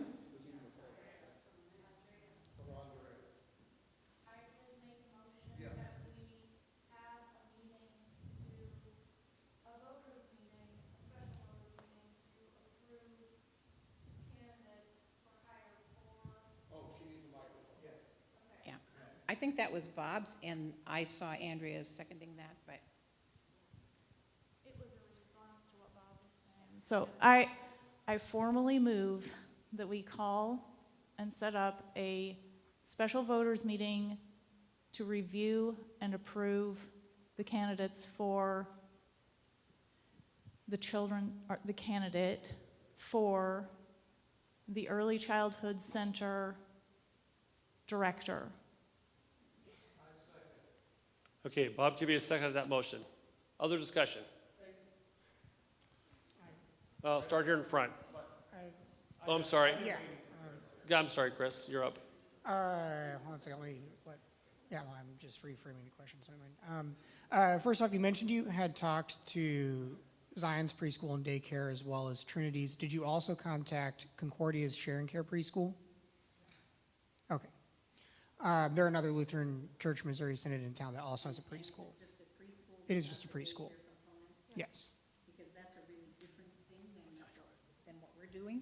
It's a very different thing than what we're doing because we're doing 6 a.m. to 6 p.m. With preschool as part of it. And I know with our son goes to that program, and they have a director that is not LCMS, but what was the process? I mean, she's aware and teaches. She basically had to sign off on the doctrine, and we're also real good friends with her, and so she has also said, basically, there's nothing hugely doctrinally being taught at such a preschool level that, one, she's going to make sure she's not messing it up, but two, you're not getting into very huge doctrine, and no so, end times. Right. For the preschoolers, no. Right. And so I don't want to fully speak for her, but I know she says, the huge thing that preschoolers need to know is Jesus loves them. And so that's just our experience as well with somebody who's not LCMS. Thank you. Thank you. There is a section in the job description that says the director of the Children's Education Center reports to the governing board, but then there's a part B that says that anything related to doctrinal materials or Christian education goes through the senior pastor.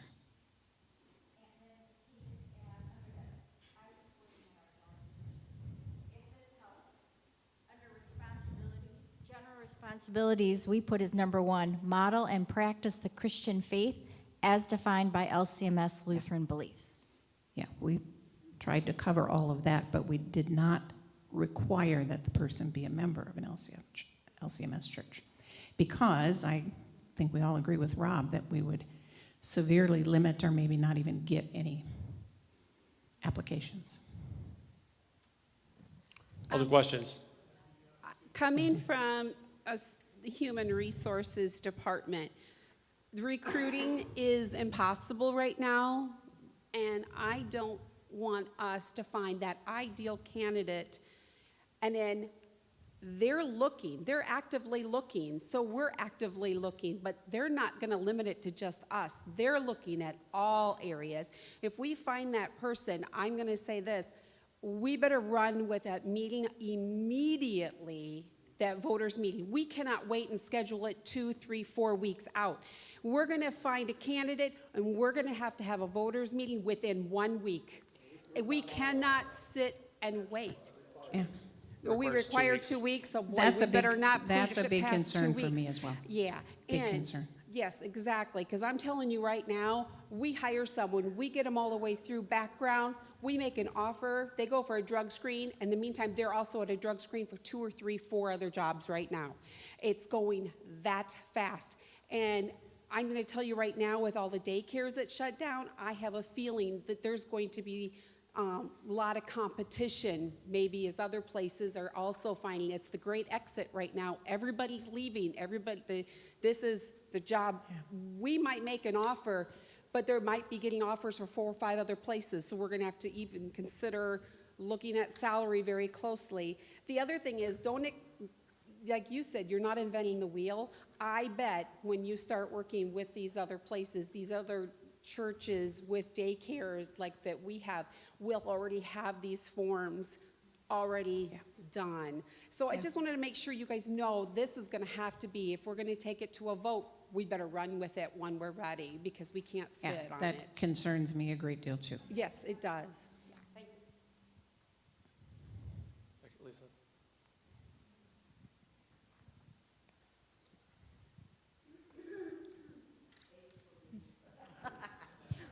I just want to say one thing too.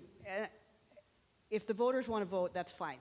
We have a different system in this church for a reason. We just today voted good people to this governing board. We need to trust them. So are we going to entrust them with a decision like this? That's their job. So that we're not nickel and diming every decision that comes their way. So before we vote on this yes or no, think long and hard about, did you just vote for people that you're going to trust and let them do their job or not? Yeah. Any other questions before we have a vote? Yeah, really dittos to Lisa there as well. What happens if this team does all of this work, and the governing board does the work of finding the best candidate, and we come to the voters and we say no, and then what? And we're stuck. It doesn't make sense to me.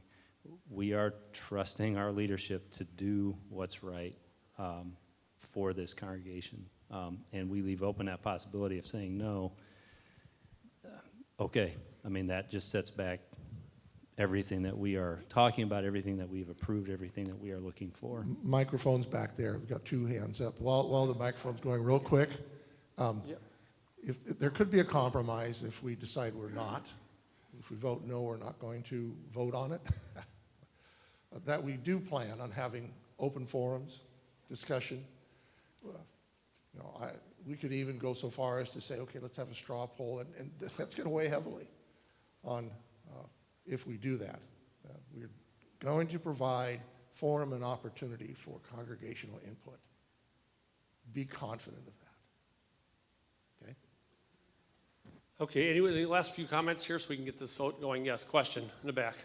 I just have a comment, and I fully understand staffing concerns. I run a few veterinary hospitals, and I've been short-staffed for 2.5 years, and I understand that.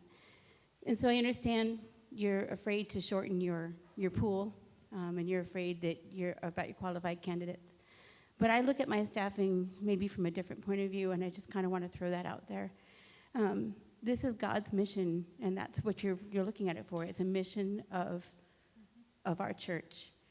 God's going to provide a candidate. And no matter what we do, no matter how we muddy that up, God's going to provide a candidate, and that's where my trust is going to be. So, and sometimes that's a long, messy process that gets a little worrisome because I'm wondering, when is my candidate going to come? But it's never failed me. The candidate always shows up. So I think that we can make it really difficult. We can make it really messy, but in the end, the whole mission, our whole process here, our trust is in one place, and just put it there. It's a very good reminder, thank you. And I would say before every meeting of the Childhood Education Center, we have a devotion, and we end with prayer, asking for God's guidance in each and everything we do, little and small and big. All right, any last few comments so we can get this vote? Yeah, just Tony. real quick. I wanted to say in a point of clarification for Gordon's position, the reason why we had a meeting is because that was originally an extension of a call to Emily Leeds. That was a synodical church worker. And so I think just as a point of clarification, and Pastor, you already said this, and I think a couple others, for a divine call, the congregation, they extend that as the congregation. You vote for that. And I think that was one of the reasons why when Gordon, when he was interviewed by us and offered the position, I think it was more or less like with the elders. It was, here's what the recommendation of the music committee is, search committee, which I was on, and the congregation voted to say, great, sounds good, or that sort of thing. So that's the difference between those two. All right. In that situation was, yeah. All right, so the call, all right, any last minute questions? Okay. I was just going to say, I think that we're looking at a budget. We see a number that is set up in the budget that we believe the committee is going to live by. I think you have to rely on the committee to look at the qualifications and things like that. Our job is looking at, and maybe I'm just coming from the financial side, but I look at it and I say, hey, if this is approved by the congregation, well, then if we can find an individual that fits into that parameter, go for it. So. Okay, Denny, thank you. All right, Dan, could you read what the motion is? Sure. Yep. Okay, coming. Okay, the motion is for King of Kings to hold a special voters meeting to review and approve the CEC director candidate. Okay, that was made. So one more time. The motion is for King of Kings to hold a special voters meeting to review and approve the CEC director candidate. That was made and approved. All right, so let's do a quick, we're going to do a voice vote, and if that doesn't work, we'll do hands here in a minute. All those in favor of that, give me a yes. Yes. All those opposed to that, give me a no. All right, that sounds pretty resounding. So we're going to continue with the current plan for you guys to nominate or to look and hire, then bring to the governing board for final approval. Okay, anything else for Kathy? Thank you. There was one more slide, and I was just going to have it put up there. I think you've seen one very similar to it on Sunday mornings. It's a big graphic that our own Jody Jonason has put together, just showing you the kinds of things that we're going to do for public relations and for media, for the website, yes. And I have talked to Jonathan about getting a special phone number for the center, even though it will roll over to the office for now. But I want it to be on our materials, so we have that. So thank you very much. That brings you up to date. Kathy, I'm going to vouch to say this just because I've worked with a lot of groups over the years. I have never, and I do mean never, worked with a group as dedicated and detailed as you guys are. Gals. Guys, gals. We are all committed to this ministry. Yes.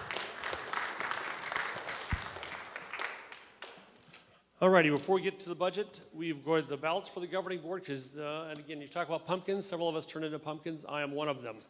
So in no particular order, these were the top 4 vote getters. Bill Maurer, Eric Mueller, Ian Clayman, Andrea Orth. So I would say congratulations, folks. Let's give them congratulations as well.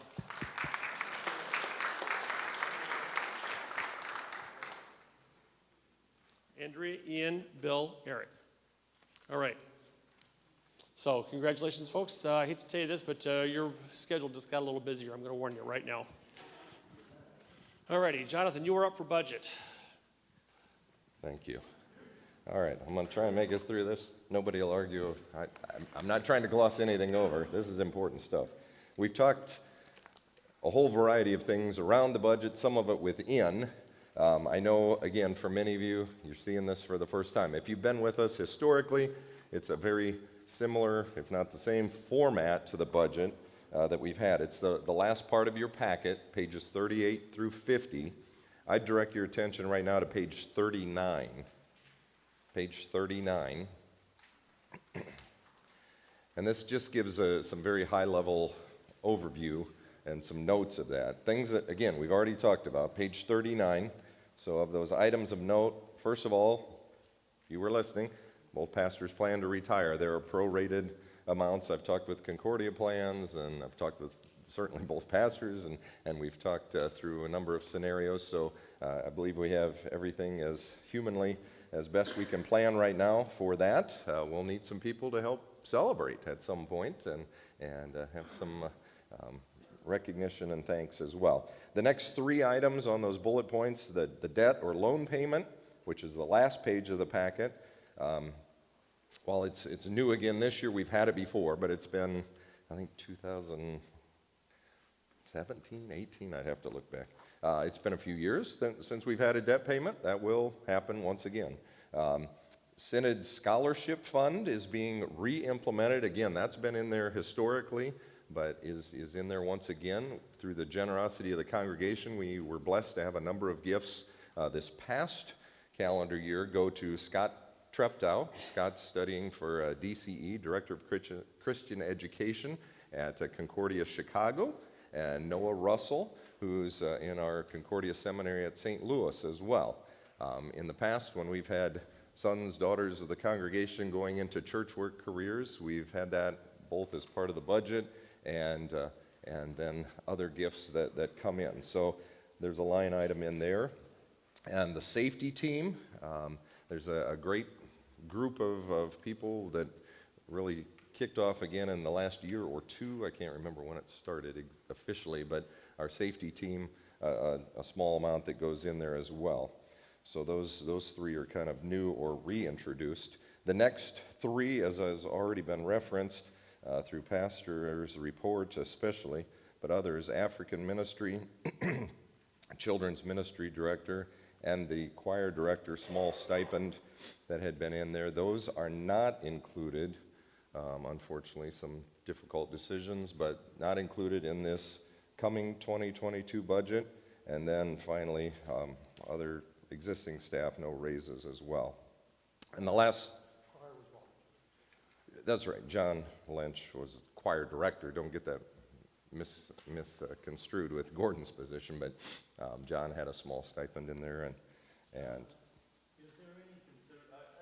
I find it hard to believe in this this inflationary time period that we really can look at no raises at all. Is there a way to at least look at, in an interim basis, maybe go the first few months or 6 months and then reevaluate that? Because to me, that isn't very reflective of the reality.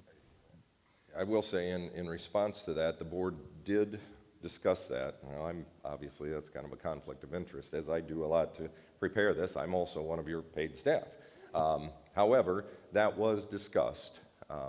Given, especially as a lot of the planning for this budget begins, in the fall of the year, and a fair amount of it, in the last 2 to 3 months. November, as Janet shared, November was a really difficult month, and so a lot of that, December, as we normally do, did bounce back a bit, but we're wanting to be good stewards. So the board, I don't know if Chairman, you want to discuss any of that, but they did talk about looking further down the road and seeing where we stand, and it was brought up about inflation. And last year we did the same thing. We gave no raises, then evaluated mid-year, and then implemented the raises. So not against that idea. I'm no longer a board position, but there's no reason the board could not do that again. Yes, sir. In contrast to that, I find it almost hypocritical to cut staff and then turn around and give yourself raises. That was discussed as well. Thank you, yes. But that comment was most definitely made as well. We didn't use the word hypocrite, but the thought did cross our mind, can we do that and that at the same time? And yes, that discussion did come up. Thank you both. I don't know if that addresses or any. So those are some highlights. Again, I can go any line that you would like to look on there. We do, again, a very, I would say, prayerful and unique procedure, something that I kind of inherited through Bill Maurer. Bill served as Congregational Financial Secretary for many, many years, and when I came on board, I worked with him a lot, and we've continued that. On the bottom of page 11, I'm jumping around a little bit, but if you look back on the bottom of page 11, this is in the church administrator report, trying to keep that in front of folks. Our pledges, all things considered, again, as we've shared, down about half attendance. 205 was our average. Last year was 158, so we're bouncing back a little bit. 2 years ago was what, 424, 426. So of those that continue, we have some very faithful pledgers, faithful givers, and we go through a very, I'd say, meticulous process of not only looking at those that have pledged, and thankful for that, some that continue in the Simply Giving or the online giving.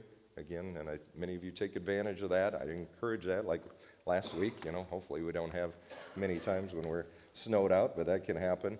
And other people drop by and mail them in and that. And then I do an entire look through of confidentially everyone's giving from the previous year. If they didn't happen to pledge for whatever reason, and historically, how humbly confident can I be that they may continue to give? And we've removed some that either were inactive or that have said, well, we're not planning to give in 2022 or whatever year for whatever reason. And I realize that can happen. But I'm fairly confident with that process that the budget proposal that you see, especially from the income side, is realistic, and the expenses as well.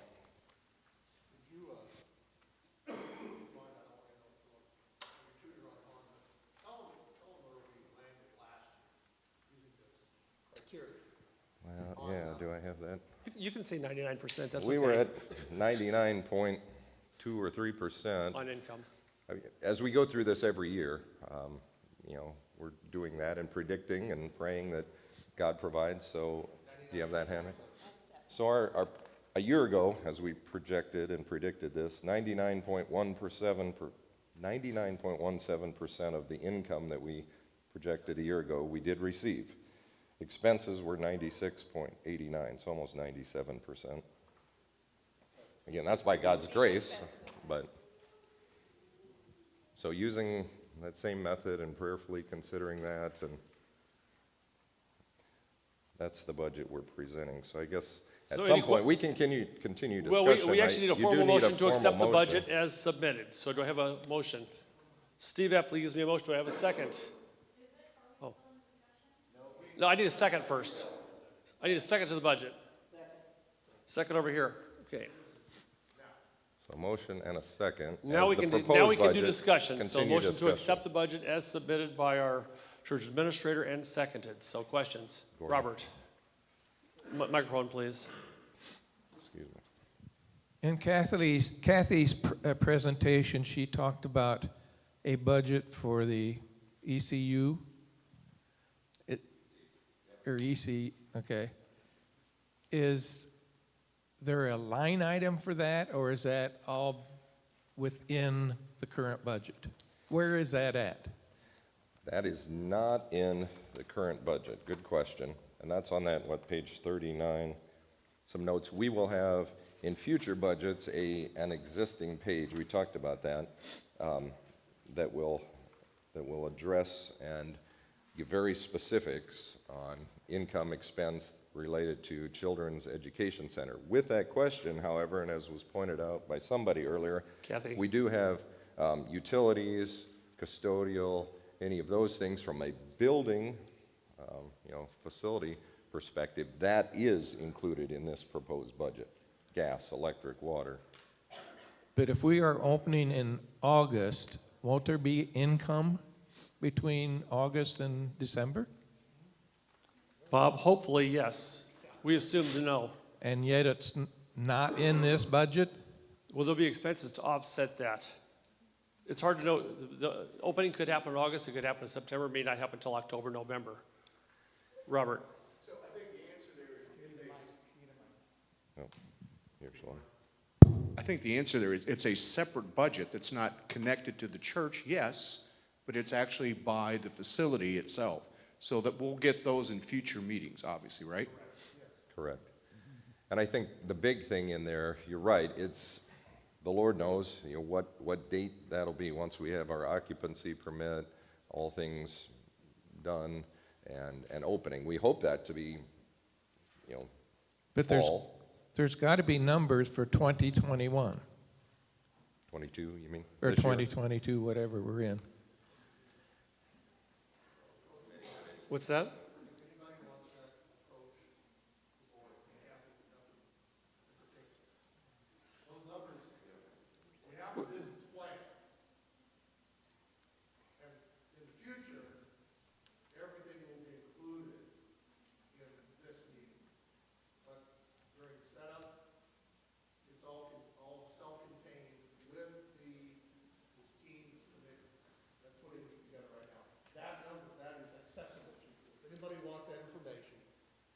Wants that information, call the church office, and we will absolutely get it to you. So we are And assuming we can have it notice- available sitting, matter of fact, I think it was at the counter over there. And we can put it there again for anybody to pick up anytime they want to see what the projected costs are. But Bob, the assumption at this point is there is zero expense to the church budget for that program for this calendar year.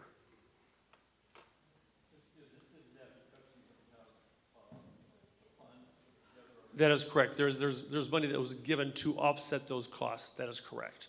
And they are sitting in accounts now, in the special projects. And Correct. where does that show up in the financial reports of King of Kings? Under dedicated funds? Yes, dedicated fund, yes, sir. And we will create then with the new. Well, no, the dedicated fund balance to cover that is in here now. Yeah, was that the question? I didn't know if you were asking I think that's future his question. income. We will have that as its own budget page and line items that will be created as we have that income, but I guess I There's don't. no program you're right asking now. what the projection is for this year on income? No, what I'm trying to figure out, and maybe it's just Denny talks about numbers, and I've been numbers, but I don't have a CPA or anything like that, but why don't we show income where income is and expenses where expenses are, as this is a mission of King of Kings as part of the general fund? There's notes in the governing board and everything, by golly, about it's part of the general fund. And yet we're not putting it in the general fund this first year. It's going into dedicated funds. Well, there is no dedicated program right now, so we can, all the numbers you're gonna get right now, at least at this stage, are all gonna be business plan idea numbers. So there's no hard income numbers. We don't know when it's gonna start. We don't know how many kids are gonna be here. We don't know how many teachers we're gonna need. But we don't know how many pledges we're going to get. We don't know what our attendance is, and we still come up with a budget. Yeah, but we're working with hard numbers here. At this point, we don't even know when the program's gonna start. So my understanding is the Children's Education Center people are gonna give us a full budget as they get closer, and we can most definitely will let the church see what that is. But my understanding to you is that this was not gonna be an expense item to the church this year. Any expense items are donated to cover any outstanding costs for 2022, and those are already been donated. The expense side, yes. Yes. And to be blunt, that group is specifically asked for.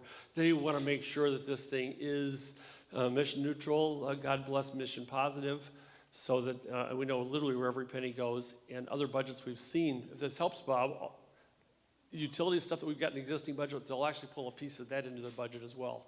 So I've not seen the exact budget. I know they're working on that. That's part of what this year is all about, is developing that program. I don't think, unless there's Kathy, Any other thoughts, Sheila, Kathy?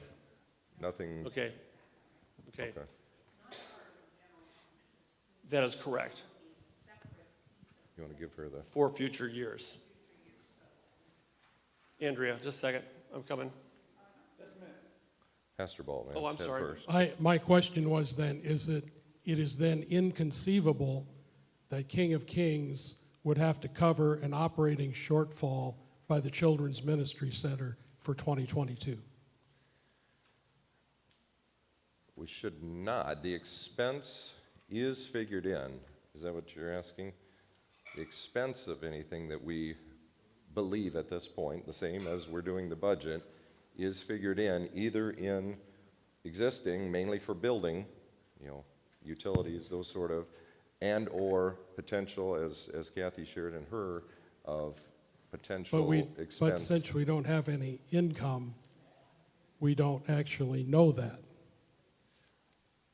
No, but those, I'm just saying that, my question is, yes. is it guaranteed at this point that the congregation would not have to cover an operating deficit for the children's ministry program? My microphone's over here. I can talk pretty out loud. The way our budget is set up. Here, do this, yeah, for Right, the the way online. we are set up, I believe it's a 5% number that we voted on a couple years ago. Correct. That budget cannot be changed by more than, is it 5% per line item? Right. Without coming back to this body. So, Pastor, can I offer you any guarantees? Heck no, we can't guarantee anything. But I can guarantee you the budget won't go up, that line item, or those items, without coming back to this body. So yes, I can offer you that guarantee because we can't. But then there's no expense for it, so we can't. So by definition, yes, I can guarantee you. So by definition, I can expenses guarantee that you. we've predicted or believe will occur with certainly everything that you have in print and or anything with director, assistant, benefit, Hang those on a sort of second. things for a startup cost, that is covered either through what is in the budget or through those special Andrea's- gifts that are already Andrea's in the first. Hang on dedicated a second. fund. Andrea, thoughts? So I just have one question about the insurance, about some of the, this is on page 49, Facilities. the Yep. facilities. Mhm. Just if the insurance and the electrical costs both Yes. are current based on, if the new facility is included in all of that? It is. Okay. And you'll notice, I think the insurance, that's There page is, there is quite an increase, yeah. 49, that comes down a little bit because of our builder's risk. We're paid for the current year. Our insurance bill is due November 28th every year. So we're paid till November 28th of next year. So that's unique. Guide One Insurance is who we use. That's worked well. Once our builder's risk comes off there, that's a big component of our insurance right now. So I will tell you this, just Does that answer as a that? budget item. Thank you.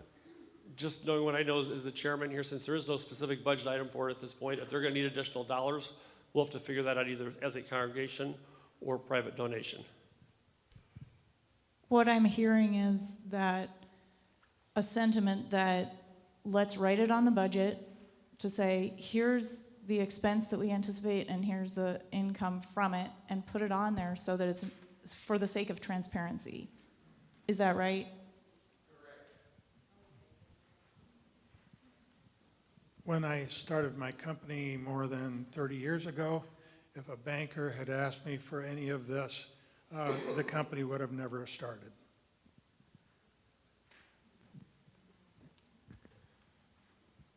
Oh, I'm sorry, while he's walking back there, you've been having your hands up. Yeah, one of the questions I'm having is the director's salary and stuff, is that included in any line item here, or is it something that's projected? It's not included in a line item for the 2022 budget, as pointed out, I think in a couple of other places and verbally, that those have come from some separate special gifts that are already in the dedicated fund. So we're projecting that to be in the church and covered by those funds. For 2022. But, in the future, those will be covered by operating expenses? Yes. Correct. Yes. Once we get past this year, yes, sir. All of this is going to be real easy next year. Yeah. I've done a number of business plans Correct. myself. The first Right. year is You're right. always a battle. What? She caught me, darn. Now, these are all, I don't want to, I mean, these are all valid questions. I think our big thing is, as a startup, it is, there's a lot of unknowns. I think we have a solid business plan. We've got a great committee, as we've said. I think we've planned for everything that we know at this point. Some of it is unknown. If there's unknowns and we need a budget item, we will come back to this board or have to do it privately. Any other questions? Yes, back here. Mine should hopefully be nice and simple. There's a line item that I don't get.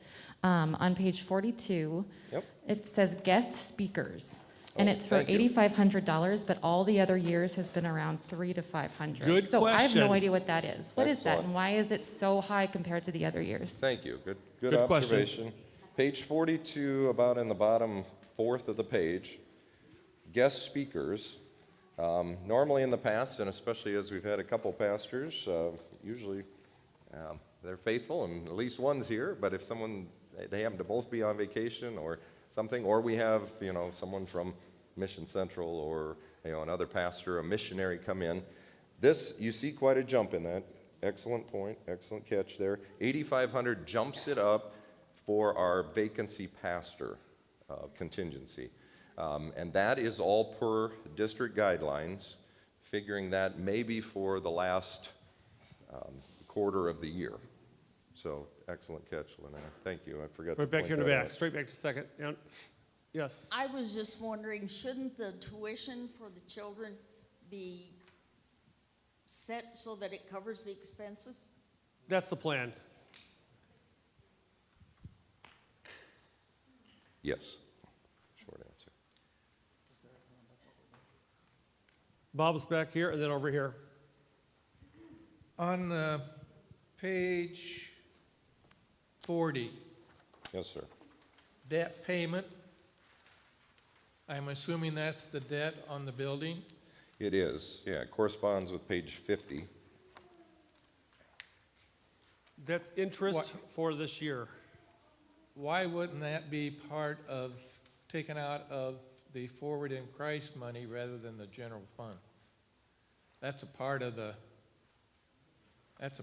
building project. Understood. We've actually had two payments in 2021 at the end of the year that have come from that. But it was talked about for 2022 to bring that back within the budget of the congregation. So it's proposed as that number included in the budget. It's an interest-only payment at this point. You could do it I either way, understand Bob. your question, When it but, came to that yeah. interest payment, to be blunt, I should tell you this, it's actually been double counted. In the numbers I gave you to finish it up, there was an interest payment in there as well. But the thought was to bring that back, since it's going to be in the future, to bring it back into the general budget. Robert. Oh, I'm sorry. She had a question over here earlier. You can go. Okay, Robert. So, and I believe, as being on the committee for the capital campaign, is that the pledges that we give, they actually go to principal. And then we used to have line item budgets that made payments. That's what actually paid your interest and part some principal, if I'm not mistaken. Janet would know that best. So I think that's the answer. They're going to pay the interest, and then our capital campaigns are for the principal.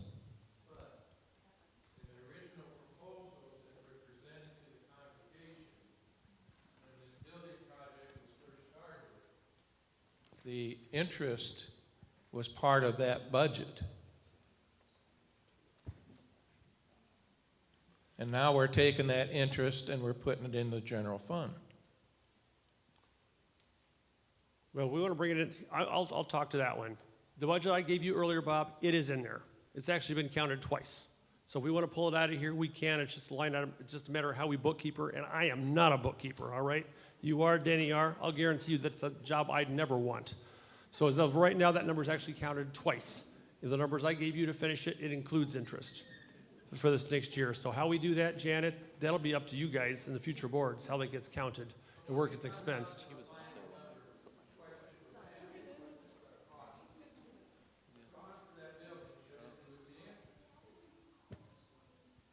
And it does.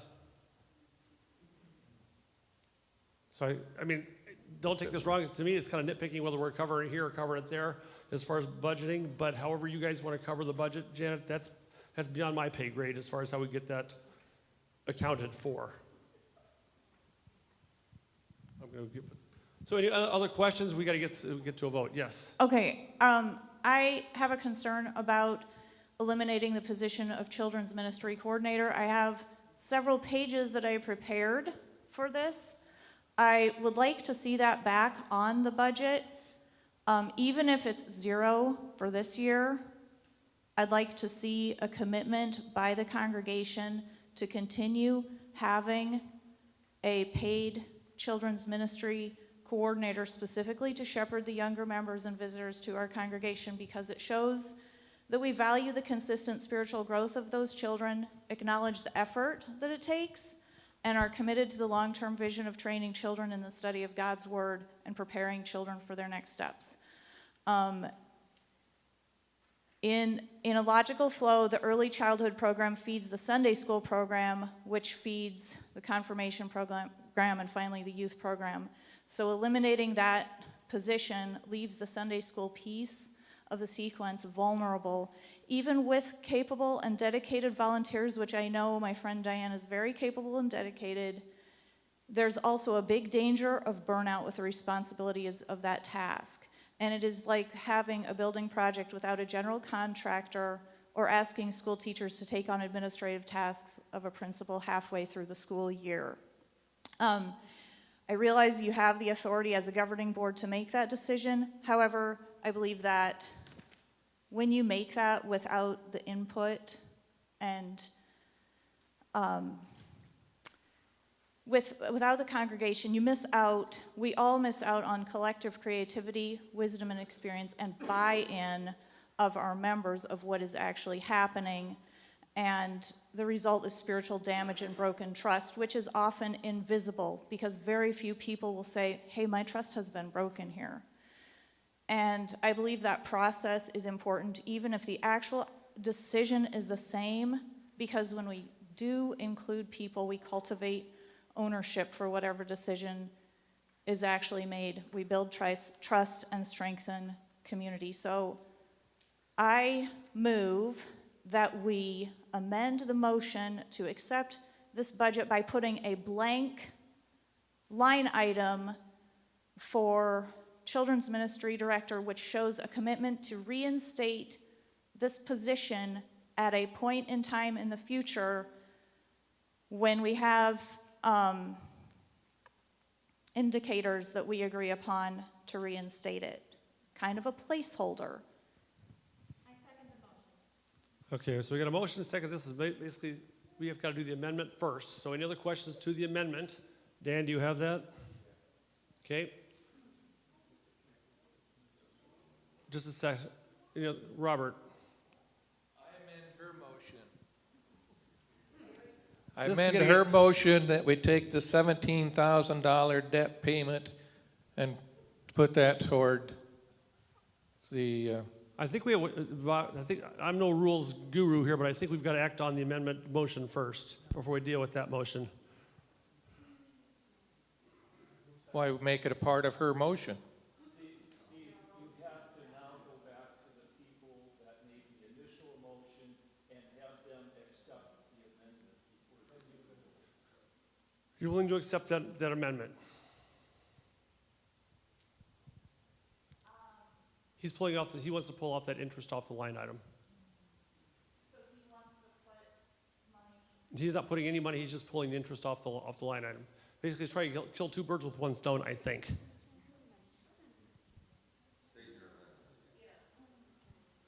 My amendment to her amendment is that we use the money for debt payment of $17,000 to reinstate the children's.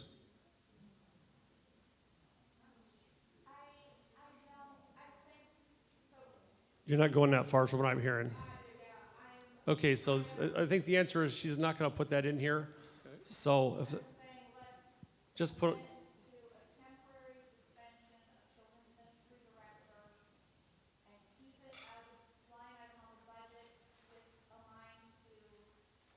You're thinking to the future. Okay. Okay. Okay, and you seconded that motion over here, correct? So, all right. Any other questions on that? We got to act on that amendment to the initial motion. Any other thoughts? All those that are in favor of that motion to add that blank line item, give me a yes, please. Yes. All opposed? No. All right, looks like that motion passes. We're going to add that line item back in. So that motion, that amendment has been passed. Any other discussion?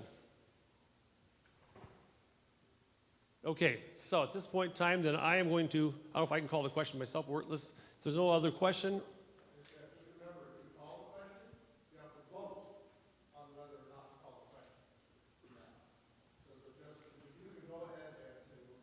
all right, we're voting, folks. All right, all those in favor of accepting the budget as amended with that additional line item? All those in favor? Yes, Kathy?